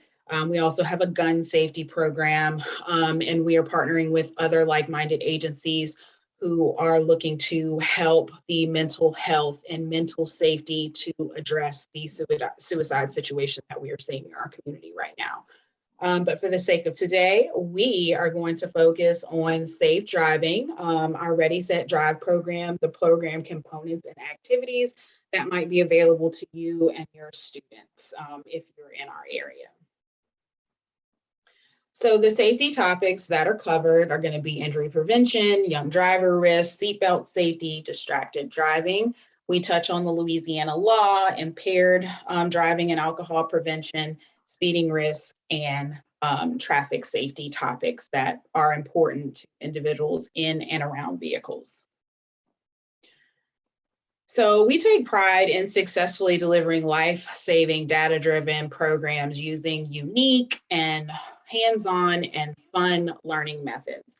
We basically like to keep it real, keep it educational, and keep it fun. So kids don't typically like it when you're coming in to, say, do a lecture. We do collect data. So when we come in and we hand out a Scantron, the mood immediately changes because they're like, is this a test? And I'm like, it is not a test. It is a survey.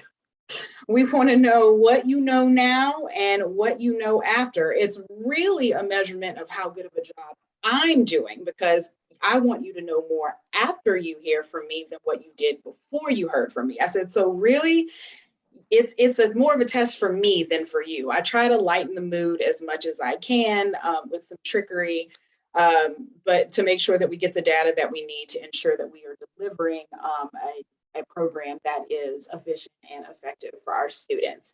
So the presentation is an experience. We try to make it an experience. It is entertaining. Sometimes we joke and say we're doing everything but acrobatic tricks just to make sure that our teams are engaged, but they are also learning and they are interested in what they're learning, because they are at driving school because they want to be at driving school because they want to get their license.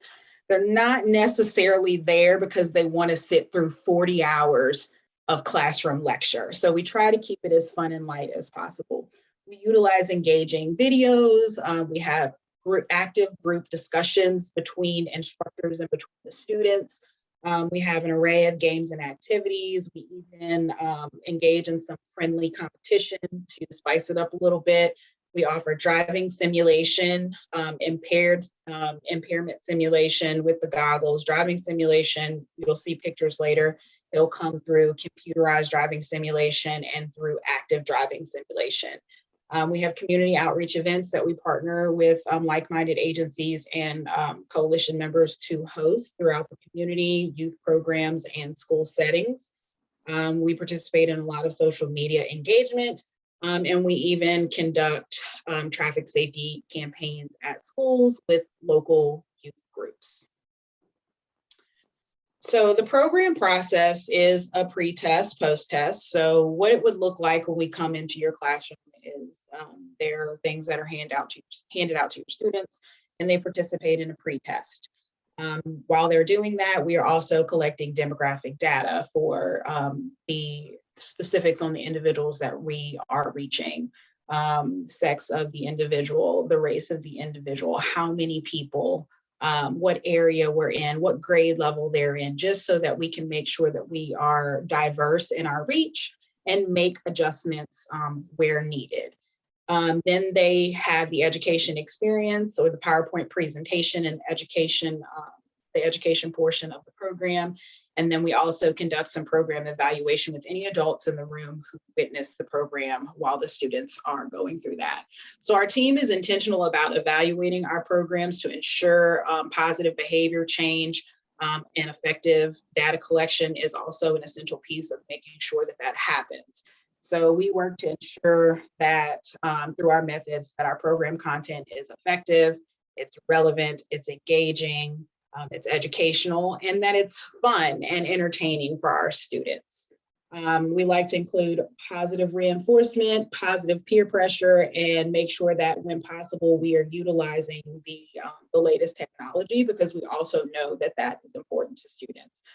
We are looking for a way to kind of transition out of the whole Scantron realm for data collection, because we know, one, it creates anxiety for them. Even though we know that this is an additional program, it still creates a certain amount of anxiety for the young people.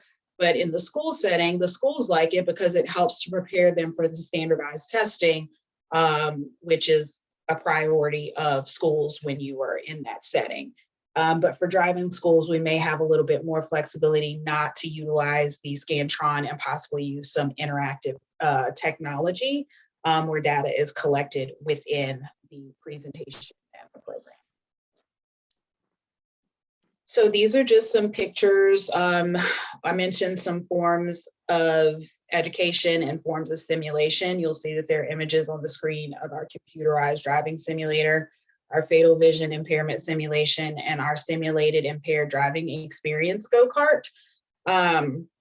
These are some items that are available to driving schools and to youth groups and at community events.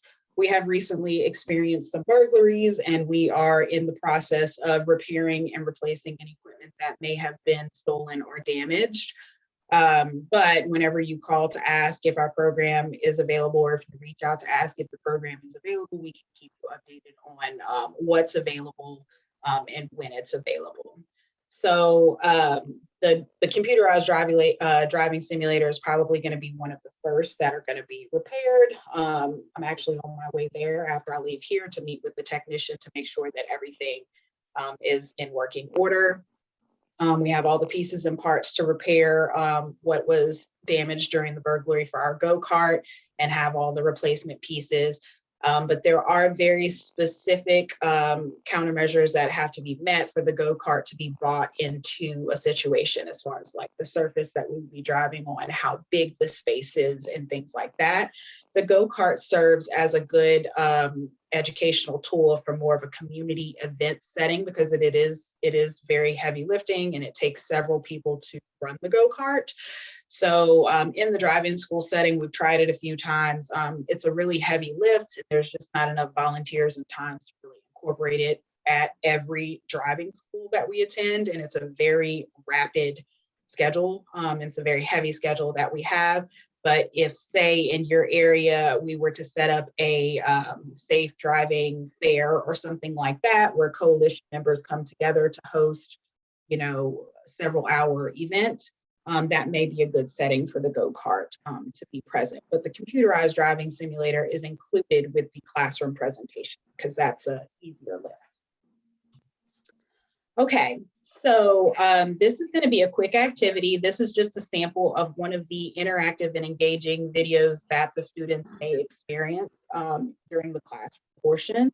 I'm only going to show you just maybe about 3 minutes of the video, but it is going to include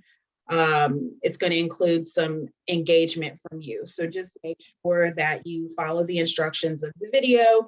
If you have something to write with, great. If you don't, you can just kind of keep track of your progress in your mind, but you are going to be looking for the change that happens in the interactive portion of the video. So just follow along, and I'm going to hit play, and hopefully there's no lag. Let's see. Hello, this is a program about the dangers of distracted driving. I'm sure that most people probably have a pretty good idea what the term distracted driving means. You might hear someone describe distracted driving as texting and driving, reading while driving, eating, painting your nails, or taking a selfie while driving. All of these actions and more can contribute to a crash caused by having your mind, eyes, or hands off driving. Driving safely requires a good deal of attention and focus on the road, scanning and evaluating changing road conditions, and taking actions when necessary to avoid a crash. However, understanding how distractions impact our attention and our focus may help us to be more diligent in taking some simple steps to avoid a potentially crippling and life-altering crash. Distracted driving is really a result of two types of mental blindness called change blindness and inattention blindness. This program looks at change blindness and how our mind is limited in its capacity to notice subtle changes in our driving environment that, unless acted on, can result in devastating consequences. In a moment, you will see a dramatization of a distracted driving crash, which demonstrates change blindness. How many letters? 5 letters. Just think about, what am I doing right now? Smile. Smile? Uh-huh. This is so easy.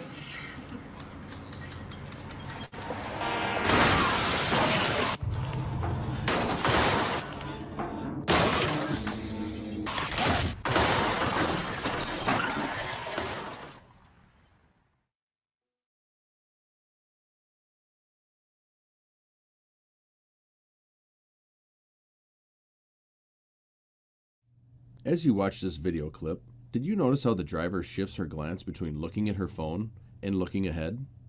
The driver's inability to see important changes in her driving environment led to a crash. The driver assumes that by looking up every few seconds, she is doing an adequate job of driving safely, but is in effect driving blind before she enters the intersection. Many drivers are great at believing that they are immune to such effects as change blindness. We will now put that belief to the test. You will be a driver in some driving situation. You will see the driving scene, but will be momentarily distracted for about 1 second from that scene.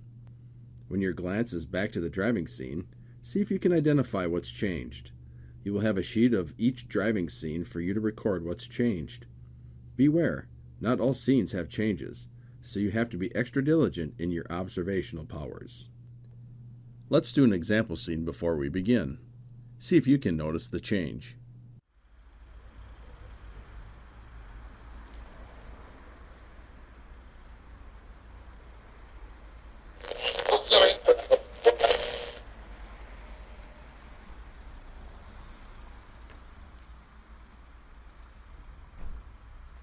Okay, did everybody get a chance to see? Did you log and process what possibly could have been the change? All right. In the moment that you were distracted, a person crossed through a crosswalk and made it through the other side. Okay, now let's begin. Okay, so that's just a clip of one of the interactive videos and engaging videos that we utilize in the Ready, Set, Drive experience when we are talking to students. So we utilize these technologies and these interactive and engaging methods, but we are also in person, live, interactive, and coaching them through situations to where they're learning the different types of distractions and the top distractions, but we are also talking them through and engaging them in situational driving experiences to better help protect them before they get on the road with their driving instructor. So that's all I have for you today. We are in the process of updating our website, which will include online presentation request functions. But for now, you can utilize my contact information or anytime moving forward if you can't get to the website to contact our office about scheduling and what might be available for you in your driving school. Unfortunately, our summer calendar is just about full. It books very, very quickly. Driving schools, basically every time they release a schedule, they book months in advance. So if we are unable to get to you for your summer schedule, we will be opening up fall scheduling opportunities moving forward. And then we can get you in the driving school rotation to where you can start scheduling your presentations and your activities in advance as well. If there are opportunities to present to your students virtually, that is also an option as well. So if you have that technology at your driving school, and we are overbooked with in-person presentations and activities and summer camps, and there may be a virtual option, then we can discuss that as well. So if you have any questions, you can drop them in the chat, or you can always reach out to me via phone or email later. Awesome. Thank you, Crystal. And before we let go of this presentation, we do have one more poll question, and I want to make sure that we roll that question for our driving school partners, because what you just showed them, and I really love sitting through this presentation just to let you guys know. I sit through many of Crystal's presentations, and it's so strange that she and I work together, but every single time I see her presentation or I'm in her presence and we're talking about traffic safety, I learn something different, or I learn it in a new way. And I'm like, wait a minute, I was just with you for this past hour. I don't remember. How did you know that? I don't remember that. Did you put that in there? It's just like crazy. It's mind blowing and so captivating, no matter what the level she teaches. And I've seen it at the young driver level. They're blown away at how sometimes it's not necessarily the material, but how it's presented.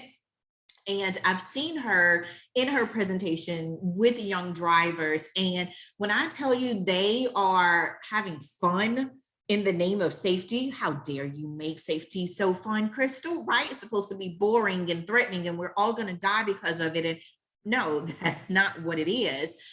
She makes it so engaging to where the young drivers are like, are you coming back to our school? Like, they want more. So what you just showed them was something that is really a big hit with the young drivers too, having them to look at the scenarios, because they think they got it, right? I can look away for 15 seconds and be able to tell what changed until they go through. They get very competitive. They get very competitive when they realize they're not as great as they thought they were. They immediately sit up straight. Some of them want to move to the front of the classroom because I'm not going to tell them that they are not a good driver and that they wouldn't see XYZ if they were driving. And I enjoy a good challenge, and I encourage them to be who they are, to be transparent. And I remind them that we're not here to fix them or change them. We're here to talk to them and hear what they think. Because if we're going to solve the problem, we're not going to solve it for them, but we can solve it with them, because they know better than us what their experiences are. So just making them feel comfortable and not judged is important. Absolutely. I'd rather Absolutely. hear it in person during a presentation than on a death certificate that comes across my desk during child death review, honestly. So we encourage them to be respectful, but also to be vocal. Absolutely. So I'm going to launch this quick question. I know everybody after that, they're going to get it right. I just know it. 100% is going to get it right. I almost All right, got so- away with it. So the full question is, sorry, I know tests freak people out, so I was trying to help y'all. Oh, I love What this. is it called when a change in the driving environment occurs and the driver does not notice the change? Yes, your results are coming in. You're about, oh, this is interesting. Am I gonna have to treat them like my student? This is interesting. I so love that. Let's give them, because it's kind of jumping all over the place. Let's give them 5, 4, 3, 2, 1. We're going to end the poll and I'm going to share those results with you. 11% thinks it's environmental delay. 61% says it's change blindness. 17% thinks it's a visual disruption, and 11% drive blindness. The correct answer is, Ms. Pichon? It's change blindness.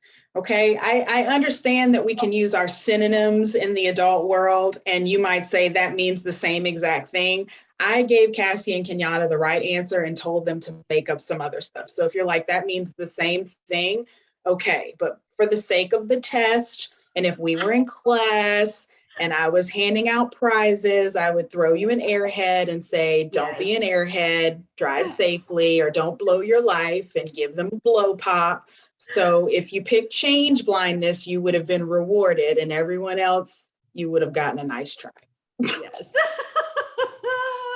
Thank you so much for that presentation, Crystal. Everybody, please use your emojis and your reactions. Let's give Crystal a round of applause for that amazing presentation. And just knowing we have this resource available that can come out to our schools and drive-in schools and help us. Again, she books tremendously fast. Every day, she's like, Kenyatta, I just added 30 more. What am I going to do? I said, you just going to stop. You're going to space this out over the next 10 years because her program is really amazing. So, Crystal, the round of applause is coming in. There are smiley faces. There's a great job. You hit the jackpot. We love hearing about the resources out there that's available. A lot of great information. What a great resource. Wish we had a safety place in Texas. Crystal, looks like we're packing up and headed to Texas.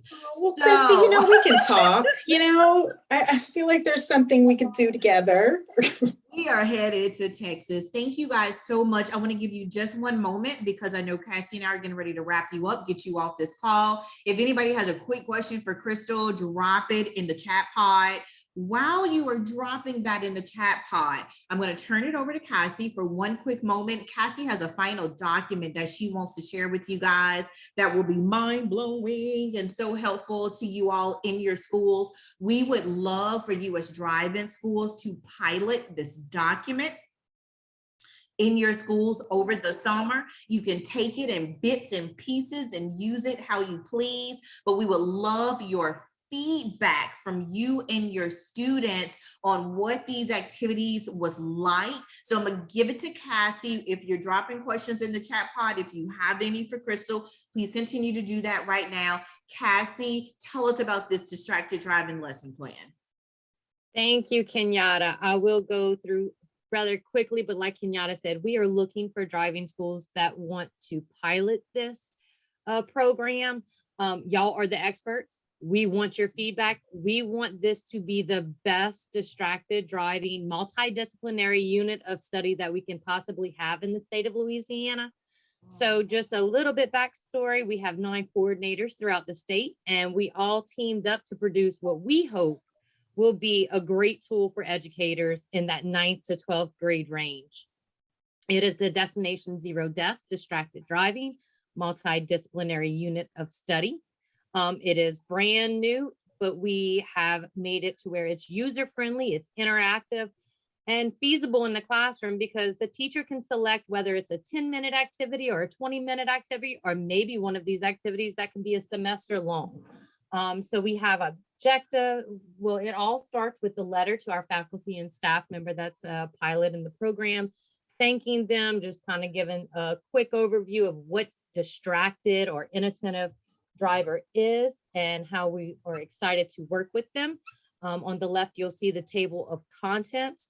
So we start out with that plan overview. We list those objectives that we hope to achieve over the term of the program being implemented. We also add teacher preparations. Maybe it's just like little check boxes that we may not think about, being mindful of students that have been impacted or distracted by a distracted driver. We also add the materials that the teacher would need to have in her classroom or his classroom at the time to conduct that activity. We give a couple icebreakers. One is a one-word exercise, and this just gets the team started to discussing distracted driving, what it is, open the conversation. We also have hands-on activities. And again, you can select which one works best for your class, the time that you have, the different materials that you have. We also added videos. So you'll see in the steps, YouTube videos that kind of go along with that activity. So we know students love videos. They want to see what, see the good, bad in between. So there are videos that are laid out throughout the document. We have student sheets that are easily printable, as well as the teacher guide, because we want it easy on our educators. We don't want our educators to have to do another lesson plan or prepare any more than what they have to do so much in the school day and at home. So we don't want them to have to take homework. We want them to have it all at their fingertips. So here are a couple other activities. One of our coordinators created this amazing drive bingo game, which is so fun. So they have different, items on there, applying makeup, running a stop sign. So the drive is distractions, roadside hazards, impacts, violations, and effective driving. So you get to play a bingo game with your students. Here are the cards. There's also a reflection blog. And we need to know, did our students learn anything? So there's also assessments that are already built in there for you. There are hard copies of the assessments as well as electronic versions. And if you look to the right, all you would have to do is click here and it generates your classroom report. So all of that is free to your school at no charge. There are also a few other online activities. So maybe if you have students that this can be a take-home assignment if y'all are doing online courses. Included also are the focus group discussions. So they give you scenarios, and then we also, again, we don't want the teachers to have to, y'all already go above and beyond to educate our students. So we want to give y'all some tools. So here are some recommended discussions that you can have. Although I don't think you'll have a problem with teaching teens, as long as you ask them a question, they can give you all of the answers. Let's go through. I do apologize. There's some lagging on my end. And the computer, okay, there we go, there we go. There's some PSA class projects as it is taken, there we go. Guest speakers, here's one part of the document that I definitely want to highlight. Guest speaker recommendations. We have so many partners, just like the presenters on today, that have these amazing, effective programs. From one end to the other. Again, it could be something so small as pin drop to something major, like Teens in the Driver's Seat and Crystal's programs, her variety of programs. I met Crystal 10 years ago, and when she went through this presentation, I'm like, oh my goodness, it's huge. So many resources. So we have so many partners at our fingertips in our regional safety coalitions. Just call us, let us know, because our partners are always willing to go to your driving school. They want to share that information. They just need to know that they're needed there. And so here are a list of some of the example speakers, but once again, that specific person can be located right very close to you in your safety coalition. And we're gonna continue. We also have at the end the Just Drive pledge, because not only do we want to educate the students, we want them to absorb the information, take it with them, and become better drivers, safer riders as well. So we give this pledge. We hope that they pledge to drive distracted free and practice those safe driving choices. At the end, we have our references and teacher resources. So all of those videos throughout the plan is located right here in one little spot. So maybe you just want to show a video at the beginning of the class whenever you're teaching on distracted driving. There's also quite a few websites, one of ours being the Destination Zero Deaths. There are tons of resources, infographics, so much on this website. If you have any problems ever finding anything, please call Kenyatta or myself. We're happy to walk you through that or find you those resources.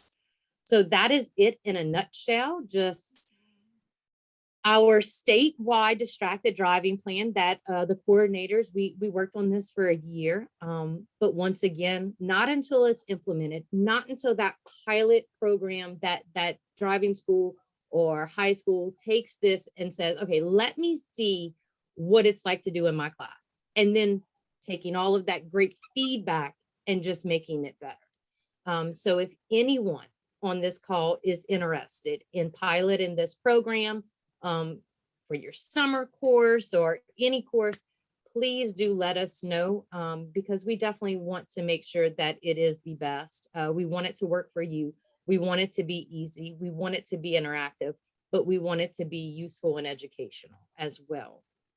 Awesome. Cassie, could not have explained that any better myself. Like you said, you and I have been working on this for like a year now. So this document is embedded inside of our head. We live, breathe, and think this document and what errors we made and where we need to go fix stuff and all that. It is amazing. So for all of our driving school partners that are on the line right now, if y'all can give me 5 minutes, we're going to do 5 things and it's going to take a minute for each one of them. And I promise we're going to get you guys off because it's lunchtime and somebody's fixing to go get some chicken and French fries. And I so wish I was with y'all right now because I'm starving if that's what you're going to go get.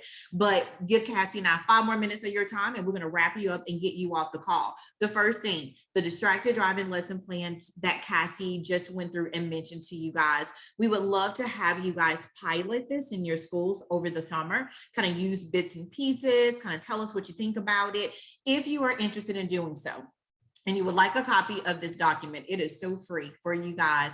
If in the chat pod right now, you can just drop your name and your email address so that we know who to email this document to. Then once the call is over, we'll have that information. It says the post quiz, that post quiz is coming up. That's one of the 5 things that we have to do. If you are interested in the distracted driving plan, give us your name, give us your email address. Your name and your email address. And we're going to send this document out to you guys so y'all can tell us what you think about it. Use it with your students over the summer. How can we make it better? Oh, it's already great. We want to hear it all. Name and email address in the chat pod. Cassie and I will get this document to you within the next day or 2. If you guys can continue to keep that going for us in the chat pod. Second thing, if you have not signed in, this is what Office of Motor Vehicles is going to look for to give you credit for today. Signing into the class. Make sure if you have not already, put your name, your driving school name, and the parish that you represent in the chat pod. Also remember, if you are attending in a group together at your driving school, each person needs to sign in individually. That's going to help us with your certificates to make sure everybody who listened in today gets one. So if you haven't already, sign in. Name, driving school, chat pod. Number 2, if you're interested in the distracted driving booklet, give us your name and your email address. Just name and email address. We're going to send that out to you within the next day or 2. The third thing that we have for you is going to be your survey. One of the qualifications, again, to get your certificate for the class today is to take the survey. Now, if you were paying attention today, your survey or your questions, your post quiz, it's based upon the poll questions today from your presenters. Cassie is about to drop that link right now in the chat pod for you guys. I just see her put it in there. Grab that link and you guys can actually do it right now while you're on the call for us. It's 8 questions. It'll take you probably 20 seconds to complete the answers to those questions because it's the exact same material that we went over today. Our Office of Motor Vehicles friends just want to make sure that everybody on the call today was paying attention, you're attentive, we learned something, which I know that y'all did because y'all were like super engaged today. So take that link that Cassie just put in the chat pod for you guys. Take that survey. It takes about 20 seconds. I don't even think it's 20 seconds. It may be less than that. You have to complete your survey. We're going to send that list over to Office of Motor Vehicles of everybody who took the survey. We'll get the results back, who did it. And we're going to take that list, send it over to OMV so they know that you took the post quiz. If you are not able to do so today for whatever technical difficulties, sometimes Zoom may not let you open up multiple windows on your computers, whatever it may be, take that link, copy it. You will have until Friday if you're not able to do so at this exact moment. You'll have until Friday to take the quiz. On Friday, we'll be sending over the results to OMV and they will be able to see who took the survey, who was logged into the call, all that great stuff. Please get that link now. Grab it out of the chat pod. Cassie, can you drop it in one more time? I know we have some other activity going on in the chat pod, so maybe get lost in there. We're gonna put it in there right now. There it is again. Grab that link, take the survey for us, about 10 seconds, or you can take it and make sure you do so. Friday will be the deadline for getting that done. The last thing that we have for the last 2 minutes of this call, Cassie and I would love to share with you, we've been working on with our law enforcement partners. It's the premiere of our Move Over Safety PSA.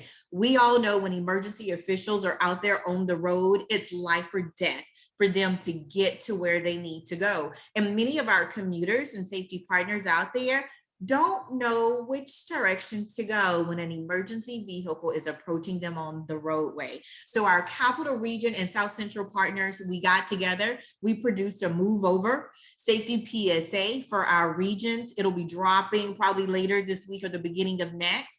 We can send you guys the link once it's final. You can share it in your schools, on your website, but we want to close you out with this amazing safety PSA before we let you guys go today. Cassie?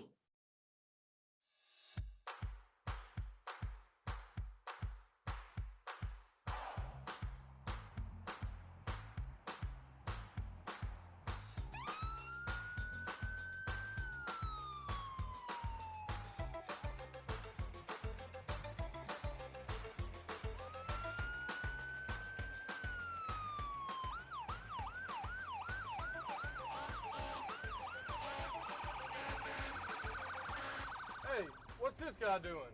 Move to the right, sir. Fellas, don't worry about it. I'll get him out the way. Is that a fire truck? Man, what am I supposed to do? Hey, pull to the right, man. Come on, pull to the right. Get to the right. Come on, they got babies to save. They got grandma might be dying. Come on, man, pull to the right. Oh, Pull to the right, man. move Come to on. the right.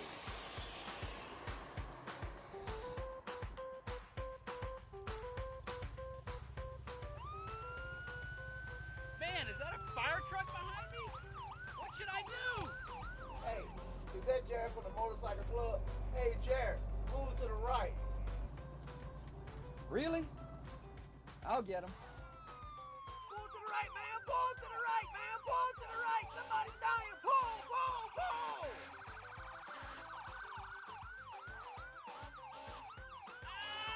Oh, move to the right.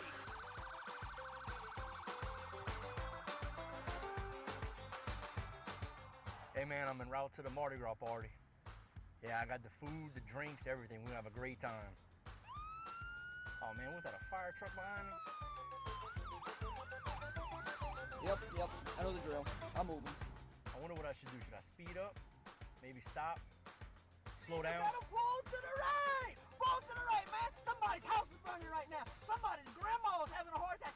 Maybe somebody is having a baby. You gotta pull to the right. Get out the way. I know what I'll do. I'll just pull to the right.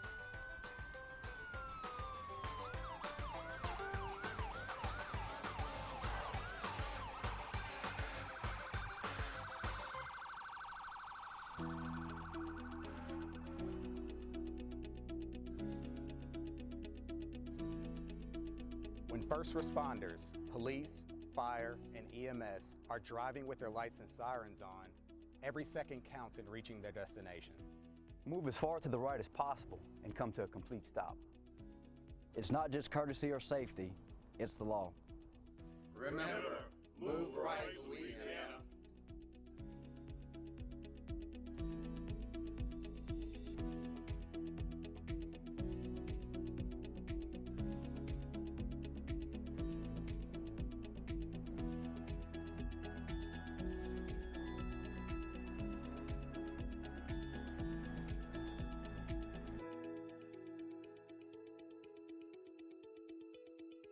Thank you for sharing that, Cassie. Yes, yes, yes, yes. I so love it. Thank you guys so much for your time today. Cassie, is there anything that you want to say to close us out? No, I actually dropped it in the chat pod, but I want to also thank you all. We could not do safety education. We could not do any of that for our teens without you all. Y'all are so important. And we appreciate y'all. And a huge thanks to our presenters and partners. We also couldn't do it without their programs. And when I tell you they are passionate, the passion is contagious. Please give Kenyatta or I a call, or the presenters that you've seen today if you're interested in their programs. Together we can do it. We can reach Destination Zero deaths, but it does take us all. And it's not going to happen overnight, but it starts somewhere, and it starts with all of us. Awesome. Thank you, Cassie. Thank you for sharing that video. There is a documentary, guys, that's going to accompany that PSA that tells you why we made it, the making of the PSA, our bloopers, all that stuff is included. That should be coming out with the premiere of the PSA later this week or next week. It's worth the watch. It's awesome. It's amazing. We'll make sure you guys get a copy of it. Thank you so much for your time. Thank you to our presenters. If there's anybody else that has any additional questions before we close out, drop them in the chat pod, or you can unmute yourselves if you need to. We can talk. Unmute yourselves if you have anything before we get ready to leave today. Are there any final questions? This has been amazing. No questions. It's just lunchtime, right? I'm so with y'all. I'm so with y'all. Thank you so much for your time today. I challenge you, if you are not having a great day, I challenge you to change it and make it a great day. We have so much to be thankful and blessed for. Y'all have a fantastic day today. Cassie and I look forward to seeing you guys again for part 2 of this. We'll talk to you very soon. Thank y'all. Bye. Have a good day. You too.